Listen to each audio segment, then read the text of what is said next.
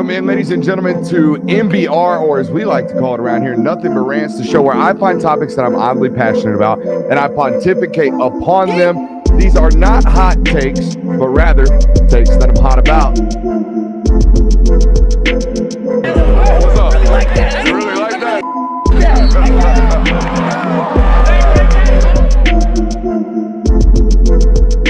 Let's shut up and grind some tape. What is up, ladies and gentlemen, and welcome in to the Film Guy Network, brought to you by our friends over at Better. I'm gonna tell you what, it's a Thursday, and it is a terrible time to be anywhere other than the Film Guy Network. All right, it has been a loaded week of content on here. I think we're going on hours 9 through 11.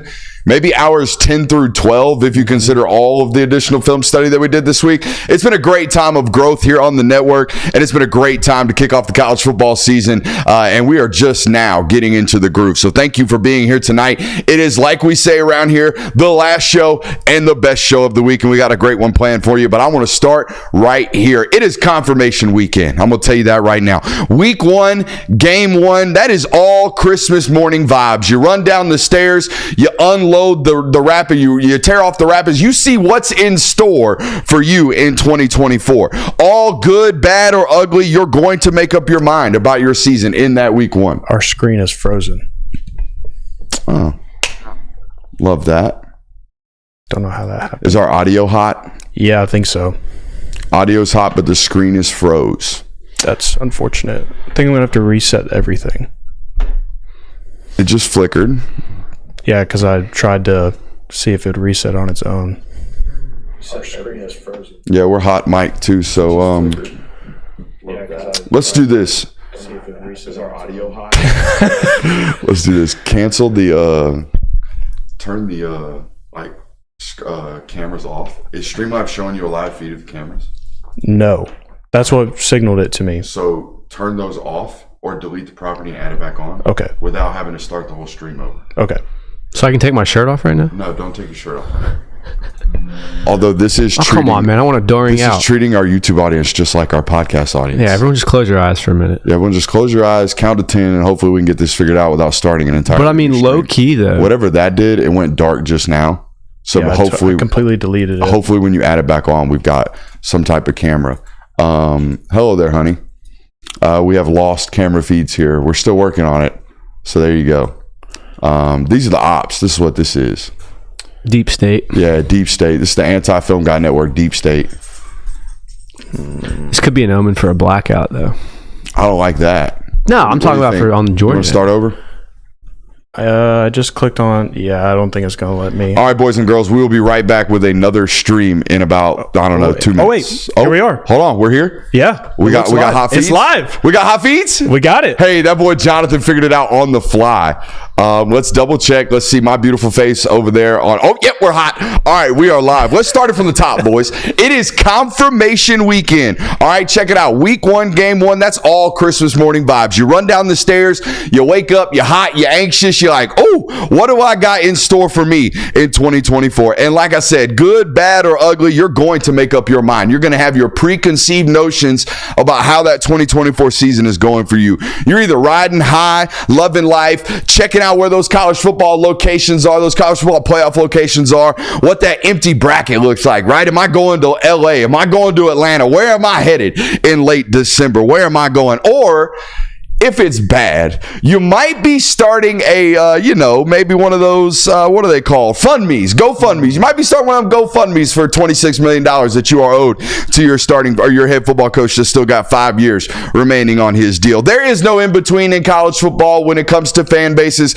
After that week 1, man, you got a rash opinion about your football team. This weekend is about seeing if that flutter in that gut, that feeling in that belly. This weekend's about feeling and finding out whether or not those inklings are correct. But don't forget, it is 2024. You may be afforded a loss or two nowadays with the 12-team college football playoff. However, you better make sure those couple losses are the right losses. And I want to put a couple teams on alert. These are called the wrong one teams. You might have opportunities later on in the football season, opportunities in games that look like, hey, if we lose this one, it's okay. But I'm going to tell you what, if you lose the wrong one early in the football season, you don't have those opportunities late. So I'm putting you on it. I'm putting you on wrong one alerts. Again, these are the football teams that have tougher, more losable football games ahead and can't afford a trip up. And I'm looking at you, Tennessee. I'm looking at you right in the eyes. You are on wrong one alerts. It will not be the end of your season. It will not be the end of the world if Tennessee somehow, some way loses to NC State as 10-point favorites in this football game. It will not be the end of the world. Top 25 matchup on a neutral field. However, if you lose this matchup this weekend against NC State, that means you got to go 2 out of 3 in these football games at Oklahoma, Alabama at home, and at UGA to close the football season. And that is not a road you want to go down this early in the football season. Wrong one, boys. Do not lose the wrong one. Who are you putting on wrong one alert today? I'm putting my very own team on the wrong one alert right now. Oh, no. Did you do it too?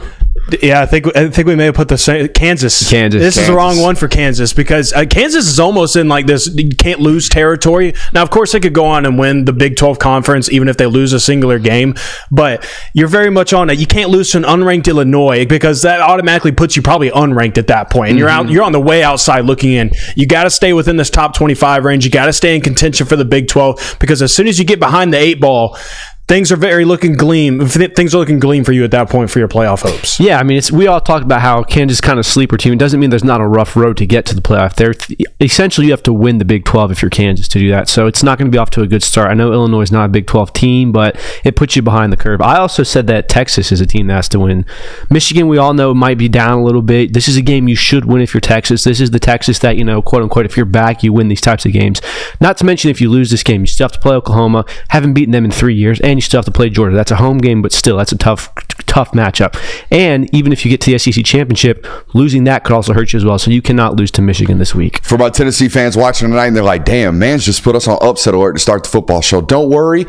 We have an entire segment dedicated to just you guys tonight. I think that football game is so good and so important that we have an entire segment dedicated to just a prediction for you guys tonight. How about that? Yeah. I got one more. Me too. It's the wrong one. Oh, okay. South Carolina, you're the underdog in this one, but this is the wrong one to lose because you have 5 ranked opponents still left on the schedule at this point. You got Alabama coming up. You got LSU right after Kentucky. You got Ole Miss left on the schedule. You got Clemson to end the year. You got Missouri late in the schedule as well. You can't lose this one because there's not too many automatic dubs left on the schedule outside of Wofford late in the season. So get the momentum while you can. This is a very winnable game for you this Saturday. I know it's on the road, but it's the wrong one to lose because there's not too many left.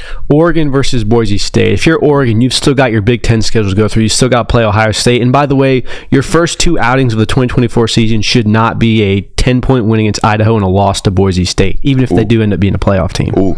Yeah, that would be an ugly start to the college football season for Oregon. Not an ugly start for this football program around here. We got a loaded one for you. Unless it doesn't happen. It is Thursday. Last show, best show. We're going to put some folks and some storylines on alert with unless it doesn't happen. Biggest pop of 2024. We had biggest flop yesterday. We're coming back strong with biggest pop of the day. Apparently, we have a new Hall of Fame name. He's not even in college yet, but he's not even in college, and he's already first ballot Hall of Fame name. Oh, yeah. You know I love a good name game around here. Might even have a top 5 coming for you with regards to name. Quinn Ewers apparently still has some hatred for Michigan. We're going to address that tonight. Tennessee versus NC State. We're going to give it a full map it out and a prediction on tonight's show. If you could pick one team to lose this weekend, who you going to do or who you going to pick? And we have a new debut of a segment we're calling 3 and Out to close tonight's show. Super excited about that one. But first and foremost, I want to give a quick shout out to our friends over at Better. I'm telling you right now, if you're looking for a place to make prop plays this year, Better is the place to do it. Better now offers college football props. Enter more than or less than key stats, all right, on college football players. You can play in 23 states, including Georgia. Better is matching first-time deposits right now up to $250 if you use code Brooks, okay, or click the link in the description of today's YouTube video. I'm going to go ahead and share my screen right now, and we're going to get a live play in right now. I like 2 picks big time in this match or in this weekend of plays on Better. Let me know when my screen's up there on that shot for the audience, all right?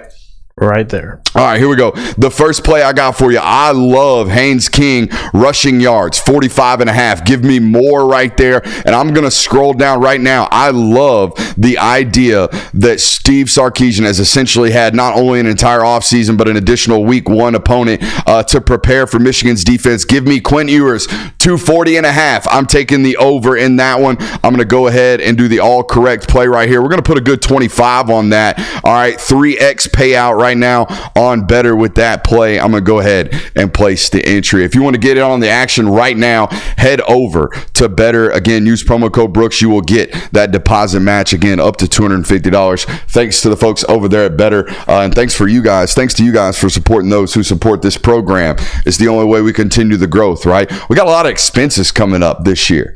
Got a lot of expenses coming up. We're not just traveling one deep nowadays. No. We might be traveling two deep to some of these road games. So look out now. If you're a road opponent on the schedule, you might get 2/3 of the Film Guy Network coming to your town.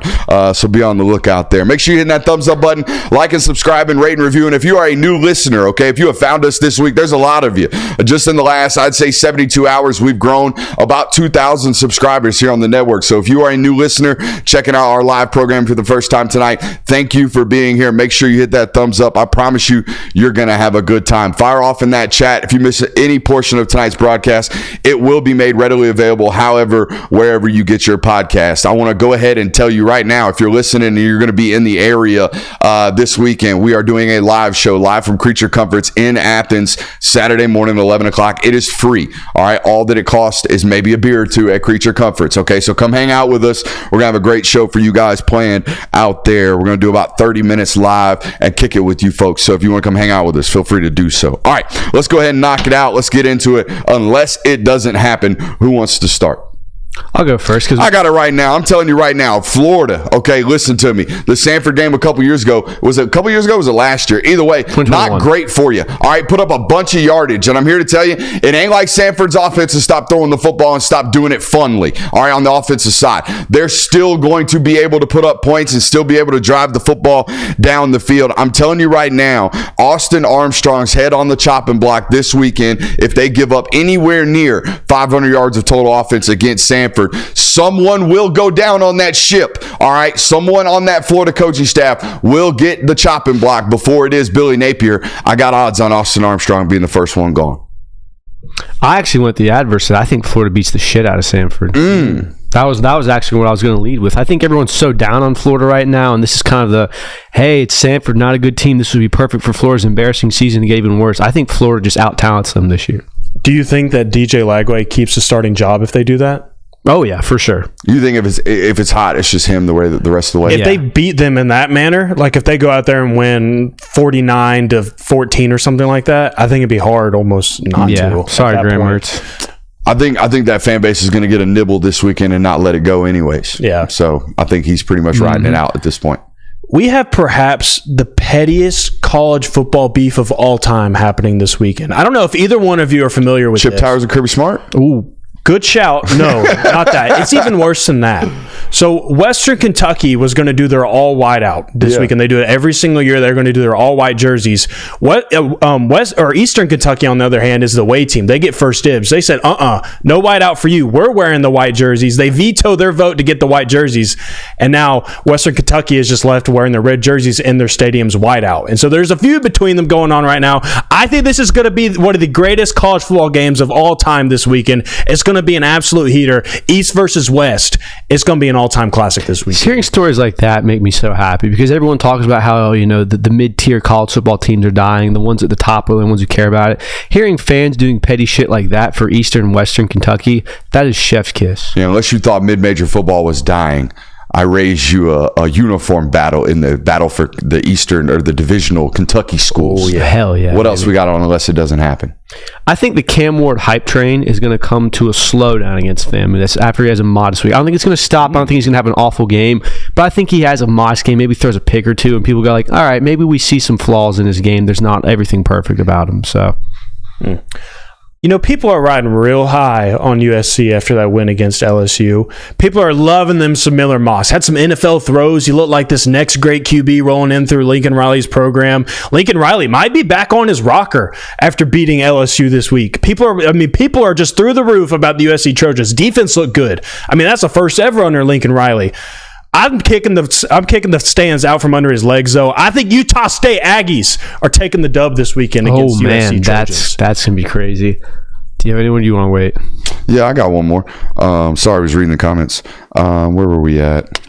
Unless it doesn't happen. Dylan Raiola outduels Shedeur Sanders with 400 yards passing. And here's the key to this unless it doesn't happen. This is more of a bold prediction. Okay. Dylan Raiola outduels Shedeur Sanders 400 yards passing. They win the football game. And Emmanuel Acho or Robert Griffin III is on Twitter saying that is the leader for the Heisman Trophy as a true freshman. You watch. Oh, yeah. It's going to happen. I'm telling They you. love to. I told you they're going to be the media darlings after this. I think Clemson is going to be in an absolute dogfight with Appalachian State this week. Really? Yeah, everyone's kind of it's. I think it's like a 16-point game right now, 16-point line. That doesn't matter. Clemson always performs poorly in the next coming weeks after they lose, so that's where I'm going to go. Appalachian State is going to give. They might not win the game, but it's going to give Clemson major problems. You know, some call the saying, when pigs fly, not a snowball's chance in hell, things like that. I'm going to keep a theme right there. Iowa scores more than 30 points again this weekend, and they get the dub against Iowa State pretty handily. That's nice and simple. 30? Unless it doesn't happen, Iowa, the offensive juggernaut going into week 2. Iowa, offensive juggernaut. Mark me down for shit I thought I'd never hear on this channel. Ashton Genty goes for 200 yards and four touchdowns this weekend. And I'm telling you right now, stamped Heisman winner week 2. Don't have to play the rest of the season. Wow. Yep. Really? Unless it doesn't happen. You heard it right here first. That's bold. I have Oregon beats the shit out of Boise State. I think we're missing the point of unless it doesn't happen. I think you got it. I think we're missing it. What do you mean? Give me another unless it doesn't happen. I only had 4. All right, he's burnt out. The world will know Daquan Finn's name this weekend. I'm telling you right now. Toledo? Nah, Baylor's quarterback was at Toledo. Okay. Baylor's quarterback going to take down Utah this weekend. You heard it here first unless it doesn't happen. Now we're talking. Yeah, this is your chance to clip yourself in 4 days. Yeah, like Utah State Aggies beating USC. There it is. Come on, baby. You heard it here first, unless it doesn't happen. Austin Armstrong's fired. You heard it here first, unless it doesn't happen. I was just going with hot takes, man. I love that too. Let's move on. Let's move on to the biggest pop. Who's got it? We did biggest flop last night. Let's do biggest pop tonight. Who wants It's kind of hard because most of these teams have only played 1 game. It's obvious to put Florida State as the biggest flop because they're the first team to have 2 losses. I think Penn State kind of popped.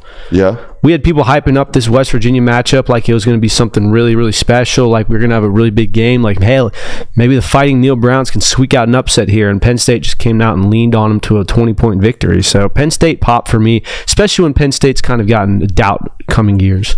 Georgia Tech is definitely one of the biggest pops thus far this year. The week 0 win against Florida State, it was impressive in the manner of how they did it. They look like a well-coached football team. Maybe not the cleanest football team on the defensive side of the football, but going from unranked to kind of an underwhelming Georgia Tech football program to within 2 weeks, you're now inside the top 25. You're the favorites against Syracuse. I know the schedule is what it is, but right now, Georgia Tech looking like a program that is at least on the uphill climb, or not the uphill climb, but on the upward trajectory moving forward. So I think they've been one of the bigger pops this year. This team was the ultimate pop for me in week 1. It was on a Sunday. We kind of gave this team no chance coming into this SEC opponent in Las Vegas. We said LSU should lean on USC by a bunch. USC ends up winning that game and looking out really strong. USC popped for me. We talked about Florida State buying some bad groceries a couple nights ago. You want to talk about going to the market and buying fresh produce? Miami looks like they hit some home runs out of the portal this offseason, right? Not only did Cam Ward flash, Tyler Barron looked virtually unblockable at points in that football game. They went out and obviously had to do a lot of magic on the NIL front to pull Mark Fletcher from Ohio State, right? They did a bunch. They went out in the transfer portal and got Damian Martinez. He showed some flashes in that football game as well. I thought Miami's portal additions really popped in week 1 on top of what they did to Florida. They went out and bought good groceries. I think Miller Moss has been a pop. You went with USC specifically. I'm just going with Miller Moss, and he popped because he needed to. And this is what everybody's biggest question was he going to be able to replicate what he did in the Holiday Bowl last year at the end of that season when Caleb Williams has already left the program?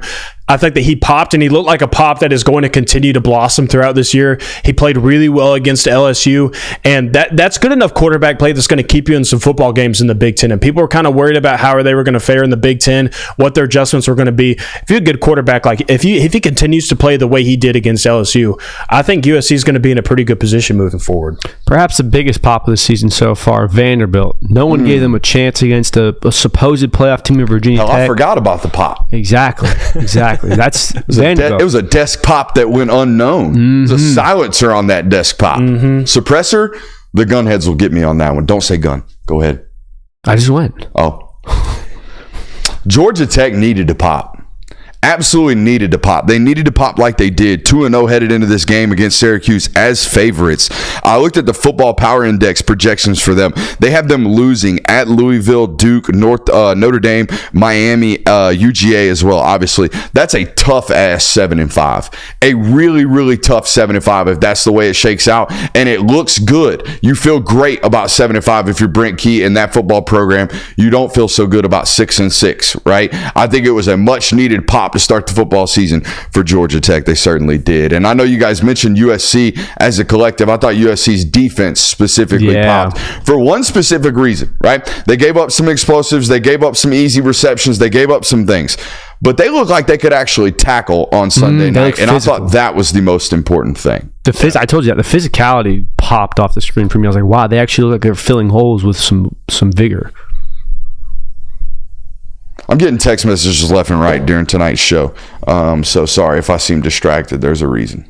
But it is what it is. Nothing too important. Some show business. I did just get a text message about Georgia being out on the trail. Trey Scott's obviously down in Savannah tonight watching Savannah Christian play Oceanside. Isn't that where Sam Hartman played? No, that is where Monroe Freeling played. Maybe Sam Hartman too. What's up with all these high school teams playing on Thursdays now? I don't know. Have no clue. I'm thinking that might be a ref issue. Maybe. I have no clue what's going on there, but nonetheless. Hey, that is where he played. Yeah. Look at you, Sam Hartman details. I had the Monroe Freeling Oceanside, the frightened Monroe Freelings. You apparently have a Hall of Fame name for me. Is this how this is going down? Yes. You have a Hall of Fame name for me. This kid is a recruit right now. I'm not sure where he's projected to go to. I think he's going on a visit this weekend. But Ethan Feaster, who is better known as Booby Feaster. That boy Booby. Booby. Now, this is a direct descendant of Friday Night Lights, right? We're at that time in the life where Friday Night Lights lovers nickname their children Booby. Makes sense. Where's Booby from? Is Booby from Florida?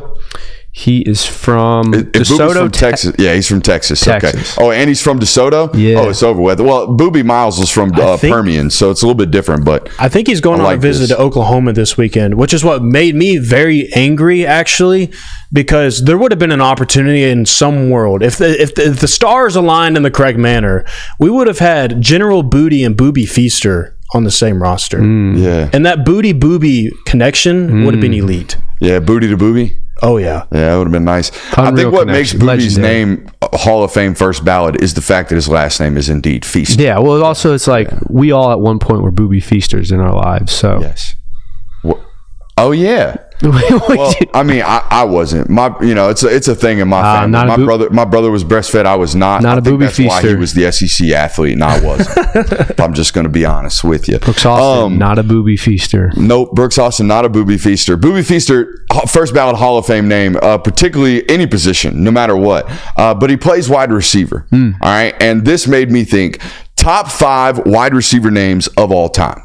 You ready? Let's hear it. I'm ready. Number 5, George Pickens. Just the verb, picking. Just the idea you're catching footballs, picking the football. Yeah. Pickens. Number 4, Juice Wells. He got that juice. Got the ball in his hands. He got that juice. Number 3, just pulls on the wide receiver heartstrings. Nitro Tuggle. Yeah. Nitro Tuggle's seconds away from exploding a football game. Nitro Tuggle. Number 2, DeColdest Crawford. I think DeColdest could have been any position player. Yeah. But the fact that he was a wide receiver, it's just indeed DeColdest. Now, he didn't turn out to be a very decent football player, but hey, DeColdest, dope name. And number 1, the number 1 wide receiver name of all time. Don't know, just something about it. Lad McConkey. When I hear Lad McConkey, dependable. Just can go to him, lunch pail guy. Lad McConkey. Toyota Camry of wide receivers. Say what? The Toyota Camry of wide receivers. Honda Accord, whatever you want to say. I'm surprised you didn't have Hollywood Brown on this list. Nah, too flashy. Too flashy. Number 1, Lad McConkey. I was going to give. I like the name Ray McLeod for a wide receiver. Ray, that's pretty good. Ray McLeod. Steve Smith Jr. was born, or Senior was born to be a wide receiver. I mean, Randy For sure. Moss. Oh, well, no. It means something now because. Yeah, it's that now. I think Jamar Chase is a good wide receiver name. Yeah, that's not bad. I'm trying to think of some others. Odell Beckham Jr. Yeah, but again, that's one of those that just it connotes receiver now. That's how good he was at a time. Sure. Yeah. You know? I don't know. All right. We're rattling through them tonight, boys. I'm going to let you know that right now. We are spitting through these topics, so we better slow down. No, we're fine. No, we're fine. Quinn Ewers, you're putting in the show notes, apparently still hates Michigan. Do you have some quotes on this? Yeah, so did you see this? So he was basically, obviously, Texas plays Michigan this week, and they were asking him all the questions about Michigan, and what do you think of this? What do you think of that? And at one point, he references Michigan, but he does not refer to them as their name. He refers to them as that team up north, which is obviously what Ohio State does as the kind of their way of giving them FU to Michigan. So Quinn Ewers, of course, started out at Ohio State, never really got his chance there, ended up transferring to Texas, but shows that he still was trained by the Ohio State media team to never refer to Michigan as the Michigan Wolverines. It's the team up north, right? Yep. Is that what it is? And then they called them, what does Ohio State call Michigan? That's what Ohio State calls Michigan. All right, what's the other way around? What does Michigan call Ohio State? I don't know. Do they have a Do they Sockeyes? I don't know. Do they have a demeaning term? I don't know. think They must not dislike them as much as It does kind of as feel Ohio that- State dislikes Michigan. Ohio State has more disdain because they mark out every single M Yeah, that's in what their I'm saying. city and everything, which I think is super impressive because if you go there, you literally cannot find a single M. Really? They're all marked out. This is news to me. Every single one of them. On all the street signs, everything. Anything and everything you could think of that would have an M, it's marked out. But it's still there. It's just marked out. Yes. Okay. College football is awesome, dude. I don't understand this hatred for Michigan, considering Quinn Ewers wasn't at Ohio State very long. Yeah, it's almost like he's like showing his like allegiance to Ohio State. Like, wink, wink. I still love you guys. Like, I'm still there, but Don't want to be hated by anybody. yeah, I don't get it. I mean, it reminds me of when A.D. Mitchell went to Texas and was like constantly like, "Go Dogs." No, that dude won a title. That's at what I'm Georgia. saying, though, This but dude it- was there 6 months. That's what I'm saying. That's why I'm like, it reminds me of what A.D. Mitchell did, but he had not near the career he did with Ohio State. Did he ever Did he It complete? reminds me more of what Joe Burrow does with Ohio State, where Yeah. he just like says, I'm part Buckeye. Yeah. That's definitely that's a better comparison. I have a top 5 things that lasted longer than Quinn Ewers' Ohio State career. Ooh. You do yours. I'll make one right now. Really? Yeah. Real quick? Just dome it. This will be impressive. Number 5, Kim Kardashian and Chris Humphries' marriage. Number 4, thing that lasted longer than Quinn Ewers' Ohio State career. Kevin Steele's Auburn head coaching tenure. And for that matter, Brian Harson's. Number 3, Mike Norvell's time in the top 10 coaches rankings. Number 2, thing that lasted longer than Quinn Ewers' Ohio State career, any Nick Chubb knee rehab. Things that have lasted longer than Quinn Ewers' Ohio State career, Tennessee's number 1 ranking. That's a a strong shot. list. That's a shot. All right. What do you got, Jay Will? You ready? Yeah, I'm ready. Atlanta Super Bowl lead against the New England Patriots. Hell yeah. Damn, that one cuts deep. Carmelo Anthony's career as an Atlanta Hawk. 5 days. That happened? 5 days. did. Exactly. He was a part of the Atlanta Hawks for 5 days and then was waived by the team 5 days later. Number 3, James Coley's time on South Carolina's staff this offseason. Oh, Tyler Buckner's time as a starting quarterback for Alabama. nice. And then the number 1 option for this, Tim Tebow's baseball career. Oh, Shout out Tim Tebow. not bad. Life-saving bad. baseball player. I like Tim Tebow. Tebow's underwear modeling career. Ooh. Not that I like it. I Way- like that as way the up. option here as Clip the it. shorter Clip tenure. it. He's cooked. Damn, that was my bad. Yeah. That was phrasing. Probably. You cooked your own self. Y'all remember on that? one, bro. Y'all remember he was like the that's face probably of why. No, Jack? I can't say I remember that. In fact, I don't know if I've ever can think of a singular men's underwear commercial. It's just me then. I'll take that. I guess so. It's just me. Chat says Chuck Martin's diet. Chuck Martin's still getting shots out here. Chuck Martin, man. Y'all cooking Chuck sleeves Martin. He's supposed to be our the guy. sleeves on Biff Pogge's shirt have lasted longer. We have any more thoughts on this Michigan Texas game? Has this line moved anymore? I haven't given mine yet. Oh, Oh, you have a top five. I made top five too. I just thought it Oh was shit, my bad. 401ks in Las Vegas have lasted longer than Quinn Ewers did. A piece of Hubba Bubba chewing gum lasted longer than Quinn Ewers. Juicy fruit. I'm going there. Juicy fruit goes out. All that quick. Double all that- bubble. all that bubble quick gum. 5-cent gum. The cheap gone. dollar store gum doesn't last, but Hubba Bubba, iconically notorious for being shit. Because the first 20 seconds of flavor, like this is the best ever. Yeah. Doesn't last though. No. The pause Dora takes between asking a question lasted longer than Quinn Ewers' career at Ohio State. The blackout we had at the start of the show lasted longer than Quinn Ewers' career at Ohio State. On the That's fly. a good one. See, that's on the. That's I like truly on the fly. That's all I've got. that. All right. Again, rattling through them, boys. Yeah, what I was going to say, I don't understand why he would do this.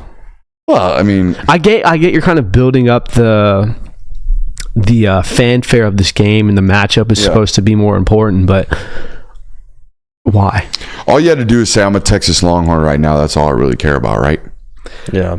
Well, I mean, he wasn't directly asked, like, hey, you're in Ohio State. I don't think he was directly asked, like, you went to Ohio State. What does this matchup playing Michigan mean to you? Like, I don't even think I think it was just he referenced the team up north at some point. Yeah, he clearly, I mean, he went out of his way to do this, and I think it would have been best, like, just leave it as nothing. You don't have to do this because you're kind of going out of your way to take a shot at the team you're about to play. And we all know the thing about don't give a team ammunition that they don't need.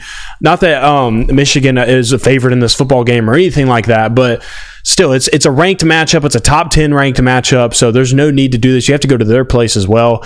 I just think it's a little unnecessary. But you know what? If you want to appease to the crowd that you used to be part of for 6 months, that was very short-lived, then whatever. Maybe you're trying to save face because you basically stole their money and ran with it. I mean, I don't know. Yeah, I also think it's always bad juju to say anything in a press conference before a game that could be clipped if you lose.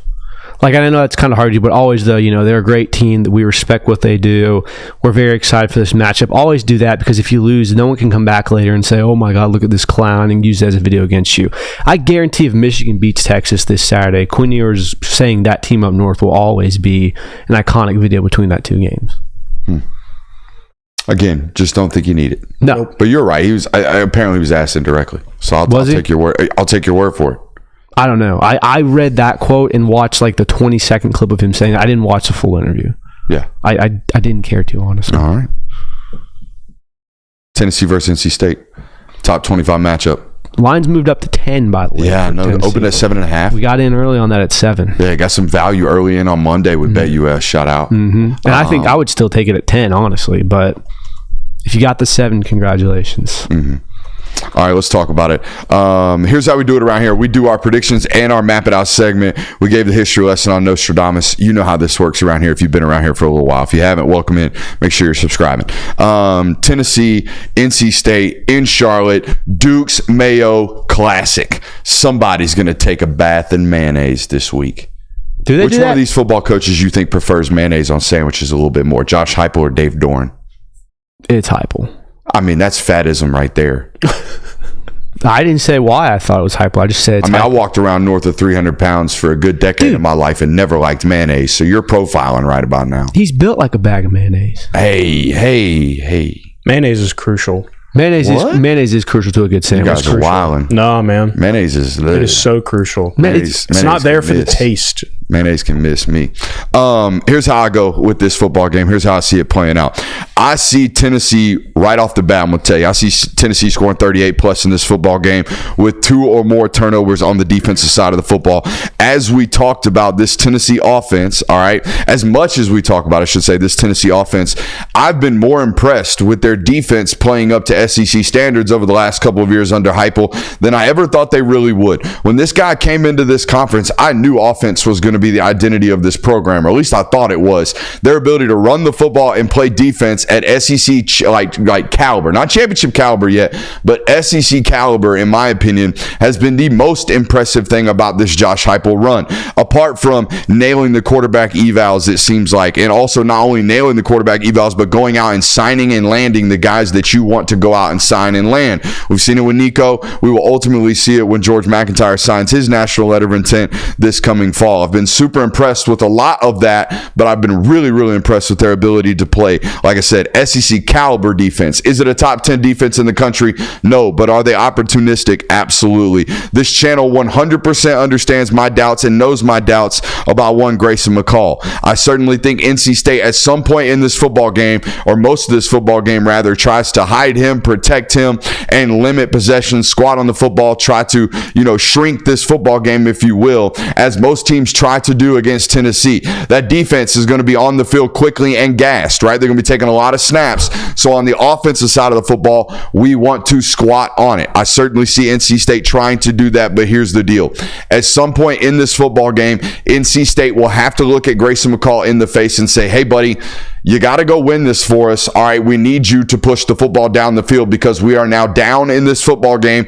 Tennessee has gained or grabbed the reins of this matchup. We need you to do it. He's not going to be able to. At that point in the football game, he will certainly turn it over. I got Tennessee winning this one 38-20. That's a strong one. That's more points than I thought you'd give NC State, honestly. I mean, it's still a power forward offense. I think they're going to be okay, but I think Concepcion alone's worth 17 Yeah, points. they still have a dog at receiver like that. So I said that I think that this is going to be a game where Tennessee comes out and drive 1 and 2. Nico looks absolutely unstoppable. He's dotting up. He probably starts a game out 10 for 12. It's a very, very crisp start. People are like, oh my God, here it is. This is why it's a Heisman season for him. And I think NC State's going to kind of adjust on defense and get a little bit control of this game defensively, but it's going to be too late at that point. Tennessee's going to have a 14 or 17 point lead. And like you said, NC State's offense isn't going to really be predicated to getting a shootout with Tennessee. They're probably going to try to sit on the ball, limit possessions for Tennessee, which is not going to favor the fact that they'll be down by 2 scores already. It's going to be too late, and I think Tennessee will probably just coast to a victory after this. I do think NC State's good for about 17 points in this game. I have this at about 35-17 victory Tennessee. I think that this game is going to be, I think it's going to have quite a few explosives. I think both offenses, regardless of Grayson McCall, I think that they do have the ability to be explosive because I do like Kevin Concepcion. I do like Jordan Waters, the running back. He's in his 6th year, by the way, played 5 years at Duke, came to NC State, had 120 rushing yards. Don't give me that look. I didn't give you the you love Duke look. I did not give you that. It just so happened that it worked out that way, all right? He had 120 yards last game for a touchdown as well. I like that too. I like that tandem for NC State. And I think that you can give both of those guys just some quick, easy hitters, and that can create explosives. I don't think you have to really rely on Grayson McCall to create those explosive plays himself. But Tennessee as well. They have Nico at quarterback, and they have Dante Thornton, who had 3 receptions for, I want to say, like 120 yards last game. It was something stupid like that. So they have explosive weapons as well. And then Josh Heupel's offense as well just has the ability to create explosives. And I think that where NC State's going to get caught up in this football game is kind of what you're getting at is I don't think they're going to be able to keep up with the pace of Tennessee's offense. And I think that spread offense and having to stop the run while also defending the pass with less hats in the box, I think it's kind of got to get them in this late in this football game. I think Tennessee's going to kind of pull away late in this football game. I have Tennessee winning 35-24, still covering that 10-point spread. But I think it's going to be a hard-fought football game.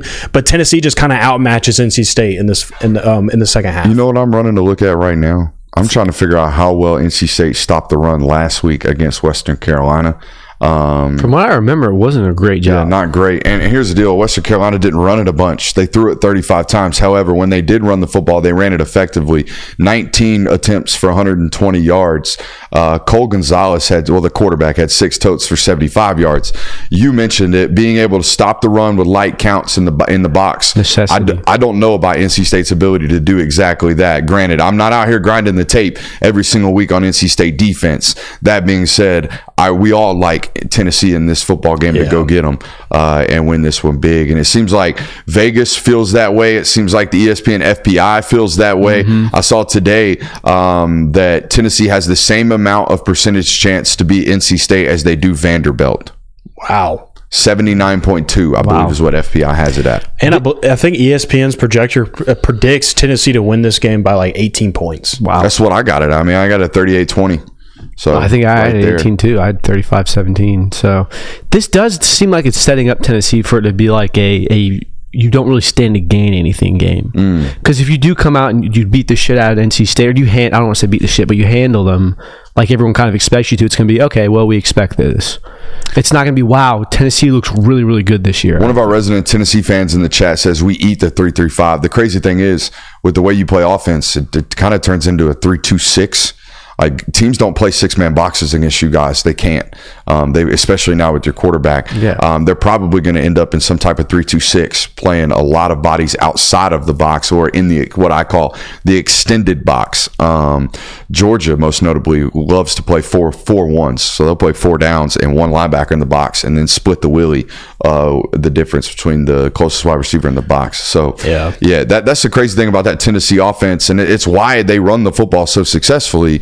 Is the numbers and the spacing kind of force you to play light numbers in the box.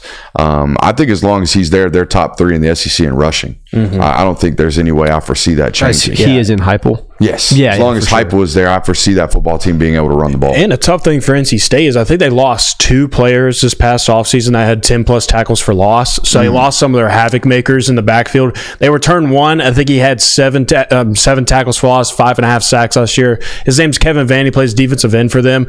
He's going to have to be a factor for them because he's one of the only returners from last year's roster that was able to create havoc consistently for them in the backfield. I think that's going to be a huge factor for them. As if you can get pressure early, I mean, it's gonna benefit you quite a bit. So he's gonna be a big factor for them in this football game. If he gets going, I like their chances a little bit more. But it can't just be one guy.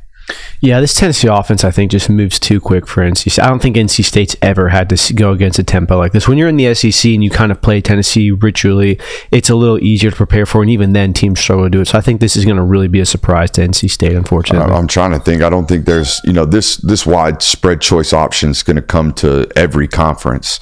Oklahoma's already running a little bit of it out there, so it's multiple versions of it in this conference. I don't know of an ACC team that's doing it like this, that's playing this style of offense. So you are right. This is going to be completely foreign to NC State. And I think they've alluded to that in press availabilities this week, just talking about how, hey, man, this is a very unique style of football. We've been preparing in a certain unique style. I would 2-platoon the practice squads. That's how I would prepare them. You would start – we have multiple practice fields in college football. Yeah. So I would have the defense on one field all by themselves during team period. And what we would do is we would have 2 scout team huddles, all right? So one scout team huddle will take a snap, and then we would spot the ball. The second team huddle would run out onto the ball immediately, and you would ding dong all the way down the field, left hash to right hash, getting set up and getting ready. I would imagine that's what good football teams do, and that's how they prepare for this team. I've asked Kirby every year they play these guys, how do you prepare for them? He'll never give me secrets. But I assume it's the 2-platoon and scout teams. Yeah. Now, you got to have 2 really good scout team units to be able to do that, or at least enough bodies to be able to do that. So it makes it kind of tough. Don't know if NC State's got that quality of depth. Yeah. It was a little interesting that how were some of the comments that an NC State defensive player made about practicing. And said it was harder, right? Said it was harder, and Tennessee fans kind of took it to heart. They took offense to this. I thought it was a little strange because if you listen to what he was saying, he was just explaining how in practice they don't know where the ball is going to be placed, which hash or anything like that. They're just kind of flip-flopping. He said it's going to be harder in practice to face it because of that as opposed to a game. Yeah. You know where the ball is going to be placed once a play is made. You know exactly where it's going. You know where you need to be in position. And it created some stirring in the Tennessee fan base. One thing I love about college football is, and we don't get this in the NFL, we only get it in college, and it's part of the regionalism, but it's also part of the styles and within each program. Certain programs have certain styles, and those fan bases love those styles. They take pride in those styles, and this is a prime example of this. Yes. You say something about that offense being a gimmick, Tennessee fans will light your ass up because they are very proud of that gimmick. They're whatever you want to call it. They're very proud of the offense. It's not a gimmick, by the way.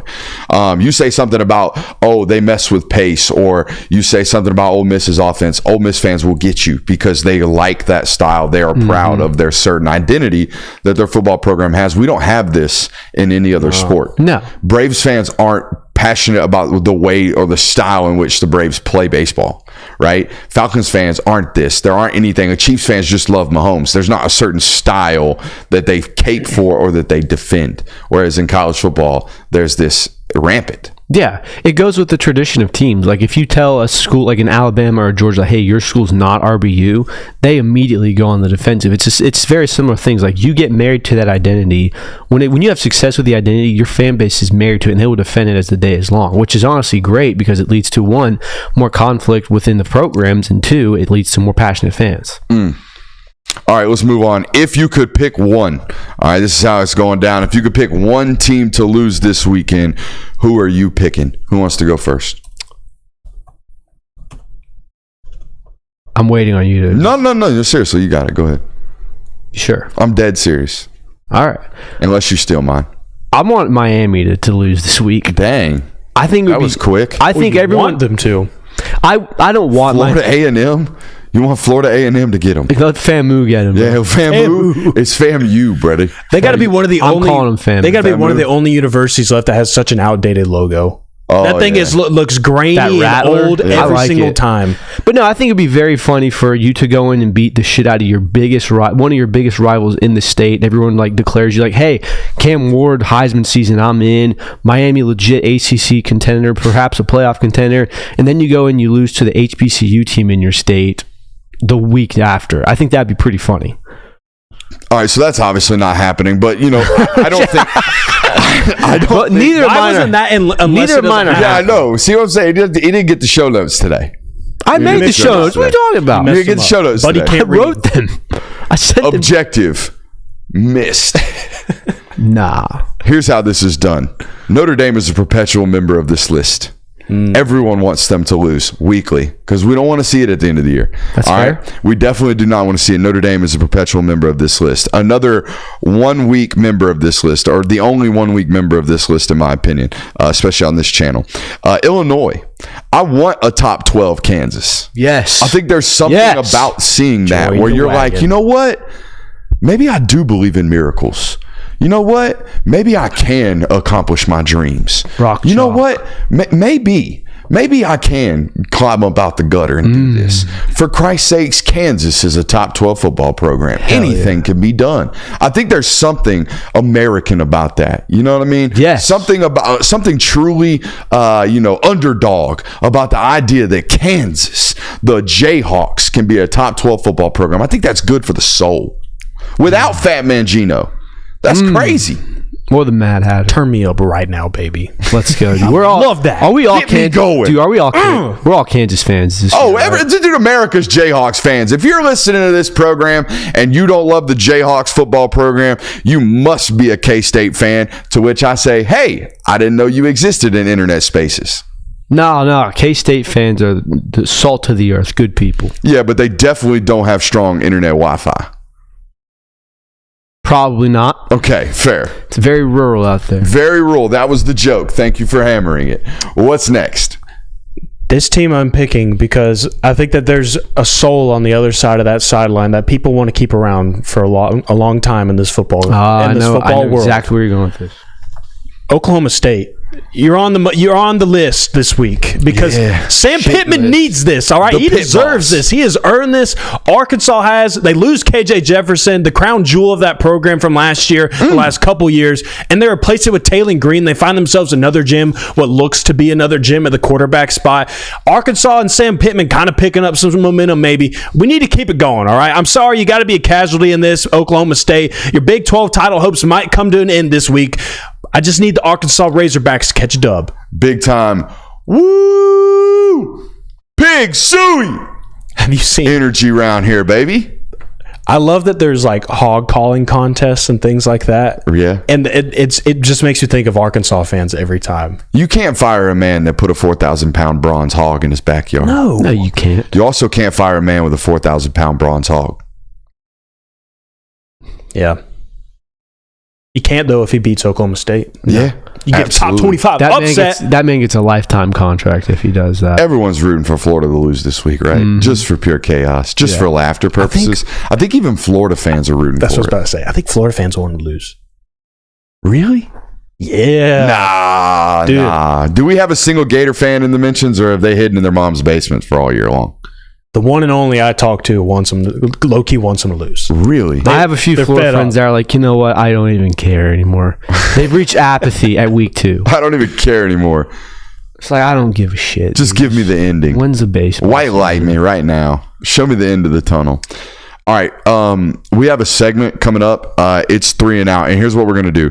3 and Out was invented to be a time killer. To be honest with the audience here, it's Thursday. We've done a lot of content today, this week, but I want to do some great stuff here, which is 3 and Out. Here's how this is gonna work. We're splitting this between both hours, by the way. Okay. We're going to split this. We're going to do 5 minutes of this. We're going to go into the local hour. We'll close it with 5 more minutes of this, assuming that we survive. All right, 3 and Out. Here's how this is going to go. Jonathan has gone through the annuals of college football. He has gone through the stat books. He is going to bring us a top 20 of any particular category that we are not prepared for. Kirby and I's job is to guess members of that top 20 list. All right, the first member with 3 strikes is out. We call this 3 and Out, boys. Introduce the first category. What do we got? All right, I just kind of wanted to ease this segment in, give you guys something that you're pretty familiar with, something I felt like you should be familiar with since we are located in the Southeast. I wanted to go SEC single season rushing yard leaders. So this is the top 20 individual seasons from running backs in the Southeastern Conference. Since 1980. So not 2023, 2022, 2021, etc. It's just whoever had the most yards in a single season since 1980, these names top 20. And there's no repeats, so like some of these names don't get counted 3 times. Heads or tails? Tails is the top 25 logo. Heads is Sanford Stadium. What do you got? Tails, please. Tails. And we'll refrain from looking at it is chat. tails. You want first or second pick? No chat peekers. Let me go first. Get out of the way. All right, first pick. Here's how this goes as well. We have a 5-second sack counter clock. All right, so when your time is up, your opposition is counting 5 Mississippis in one's head. Don't be out loud. All right, and then you're hitting the sack button. You ready? All right. All right. On 3, 2, 1, go. Let's get the first one out of the way. Herschel Walker. Ding, ding, ding. That is one. All right, let's get another easy one out of the way. Derrick Henry. Derrick Henry is also on the list. All right, hold on. I got to mark these off. I'm also doing the same. All right. Yeah, I'm not even marking mine. Shit, this is going to get easy. Let's go Bo Jackson.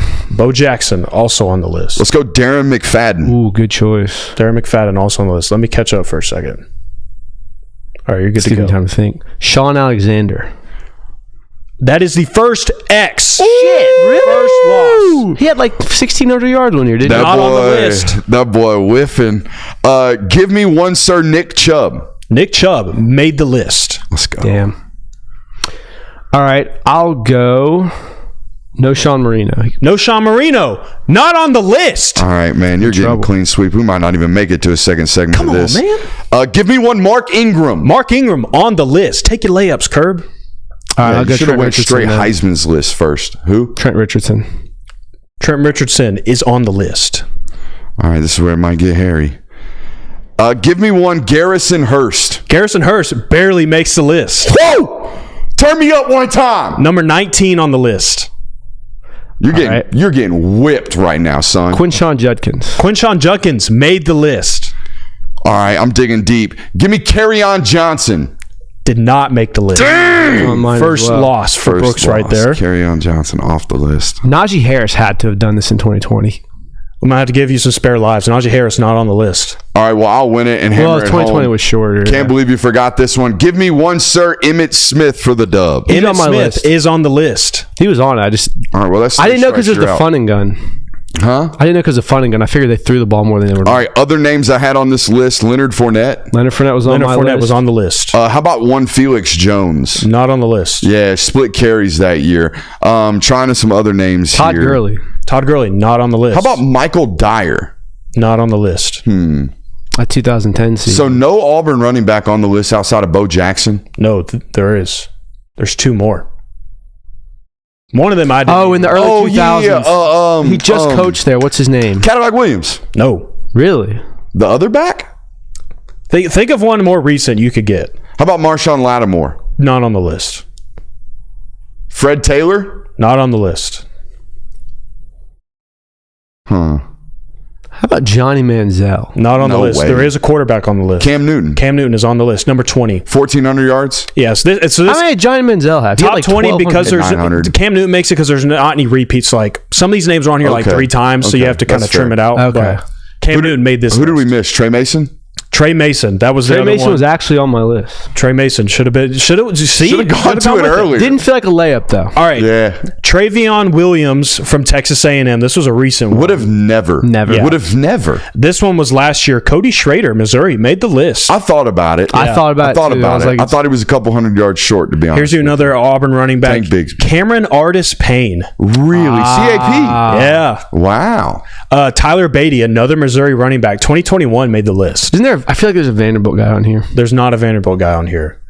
There was you were on the right track with Arkansas running backs. Alex Collins, more recent. He was there with Jonathan Williams. that's who it was. They R.I.P. gave Alex Collins 40 toe Oh tonight. yeah. One name that I did not know. This is Kentucky 1995. Mo Williams. Can't give you that got it. one.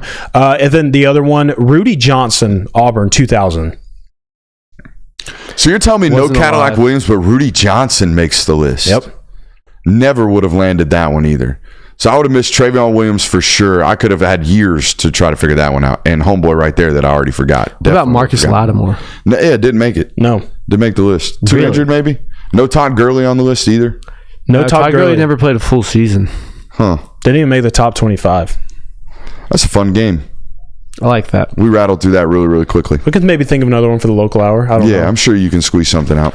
All right, we have a whole nother hour coming up right now. We'll see you on the other side of the break.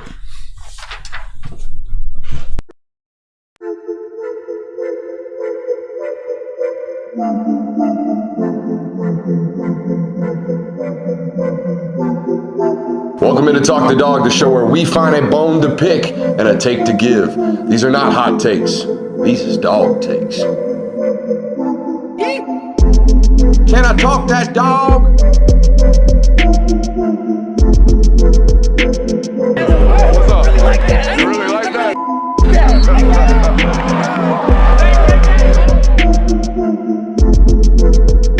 Let's shut up and grab some tape. Yeah. Chilling. Chilling. Welcome back in to another hour here on the Film Guy Network. Last show, best show, all that great stuff. It has been a really, really fast moving show here on the night or here on the program tonight. Make sure you're hitting that thumbs up button, like, subscribing, rating, reviewing. What are you doing over there? Knocking over my water bottle. Attaboy. Like, subscribe, rate, reviewing. While we're here, I want to give a quick shout out to our friends over at Better, even though I've already lost the read somewhere. We'll have to find that in a little bit. We'll do a better read here in a second. Woo! Man, glad you guys helped me out there. I love Are Better you so looking much. for a place? Better now offers college football props in up to 23 states. That includes the fine state of Georgia, right here in the Peach State. We gave you a live play early in the local hour. We took the Haynes King over at 45 and a half rushing yards. We also took the Quinn Ewers at, over on passing yards at 240 and a half. Promo code Brooks will get you 100% deposit match on up to $250. Who needs an ad read when you're the ad read king here on the Film Guy Network? Appreciate those who support our program here. Make sure you're running over there using promo code Brooks, getting in on that player prop action with our friends over at Better. If you're using something else, you're using the wrong thing. Idiots. I'm telling you right now. Make sure you're running over there, hollering at our friends over at Better. Where do we want to start, boys? It is a game day in Athens.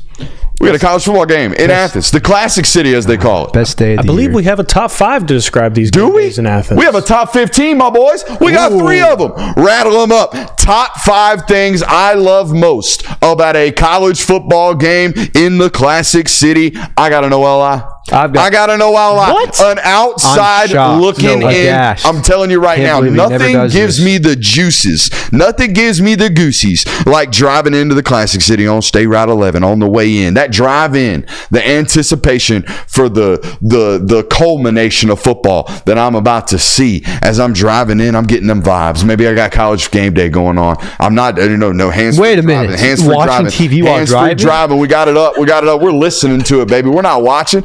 Athens, Man's breaking the law. Athens, Clark County PD, if you're listening, I'm definitely not hands-free. Or I definitely am hands-free. He's not hands-free.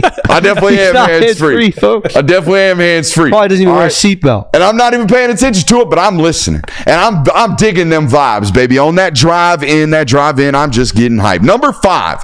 Top 5 things I love most about a UGA game day. My security team homies, man. I'm going to tell you what, the security team in Athens at Sanford Stadium, they got a vibe about them. They're just, I ain't going to lie to you, about half of them TFN listeners, so they're probably getting a free shout out right now. No free shout outs.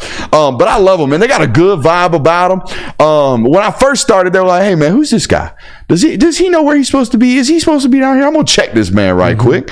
And then they realize, you know what? He's one of us. He's a common man. This individual right here, he's not like these other journos. He's a common man. I mean, look at him. He's wearing gym shorts. Can you believe it?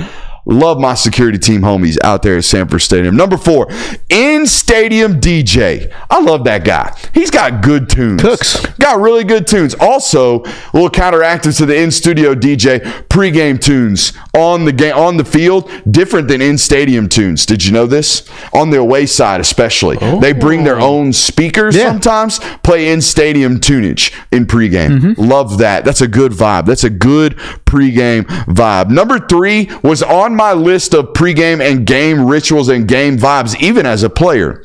That first lap. I don't know if you're like me, but when I get on a football field, I take a clean lap. Yeah. Take a clean lap around that bitch. I get the vibes. I get the lay of the land. I touch the grass. I might eat it, Les Miles. Shout out. I touch the grass. I get a vibe for the air. I let it sit in. I let it breathe deeply into my soul. That first lap around the football field, I love that one. Number 2, the walk back. The walk back after the football game. I love that because me, as this being my job and this being my career, really thankful moments right there in those moments walking back to the car when the city is quiet, right? The city is relatively quiet, close to the stadium. It's empty. Yeah, as I say. Stadium's empty. Sprinklers are on. Parking lot's empty. Ain't nothing but trash you go in the about streets. a quarter mile up north, it's not quiet. You're right. You go up to Broad Street, it's ruckus. It's raucous. But leaving that stadium, baby, it is nice and quiet. That walk back is in my innards. It's in my internal thoughts. Number 1 thing that I love most about a college football game day in the city of Athens, seeing the Film Guy Network subscribers. Seeing the Film Guy Network subscribers is a joy that I have that is unmatched and unprecedented, to be honest with you. It really makes the head even larger than it is. You know what I mean? A real man, I feel proud about my work moment when I see a Film Guy Network subscriber. So him, bro. I wouldn't say it's that. I wouldn't say it's an I'm him moment. It's a dang.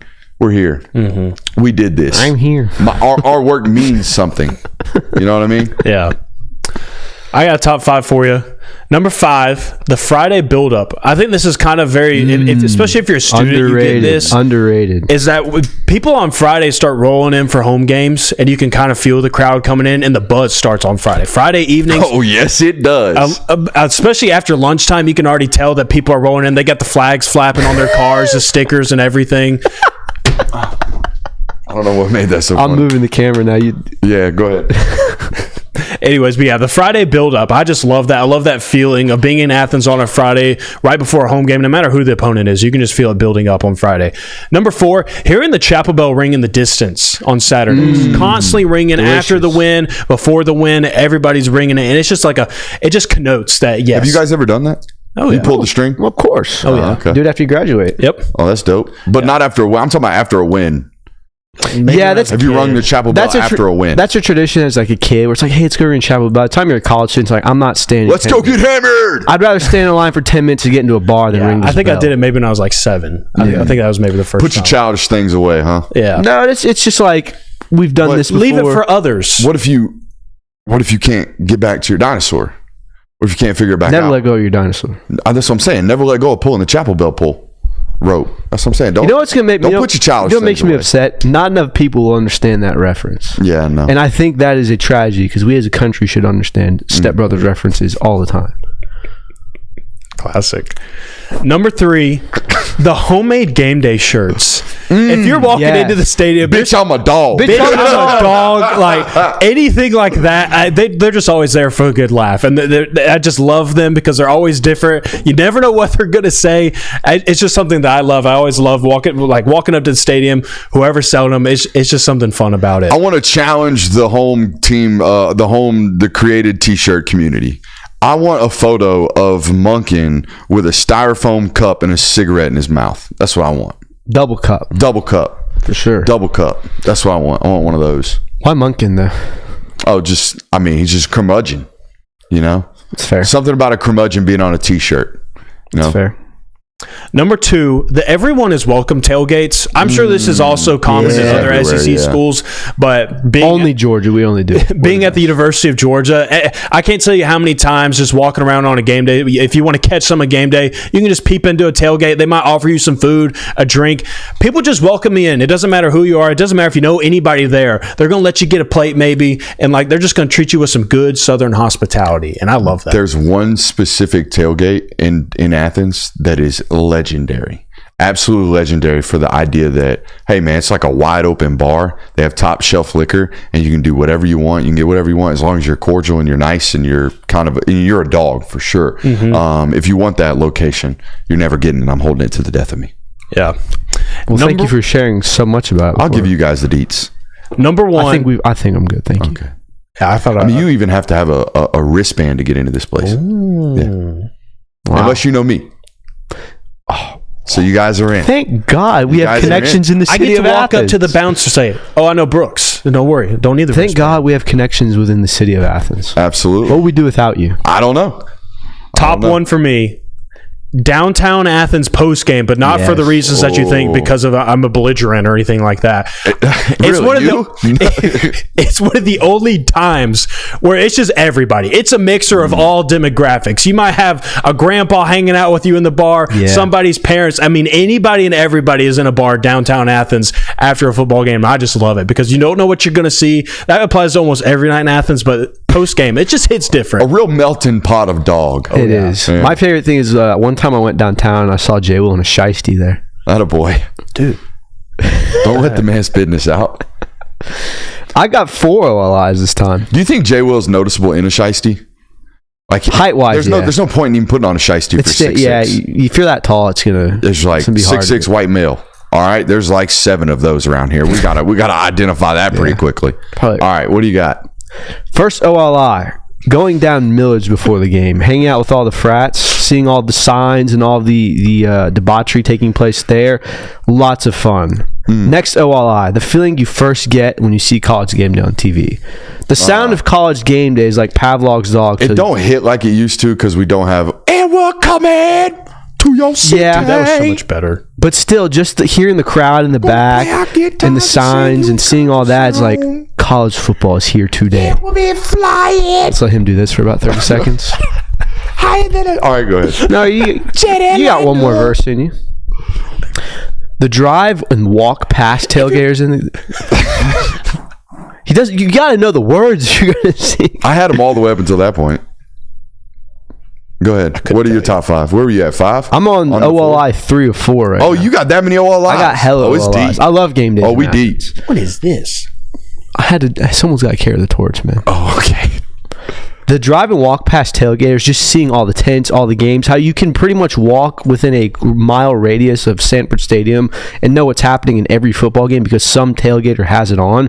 It's awesome. You don't ever miss a thing.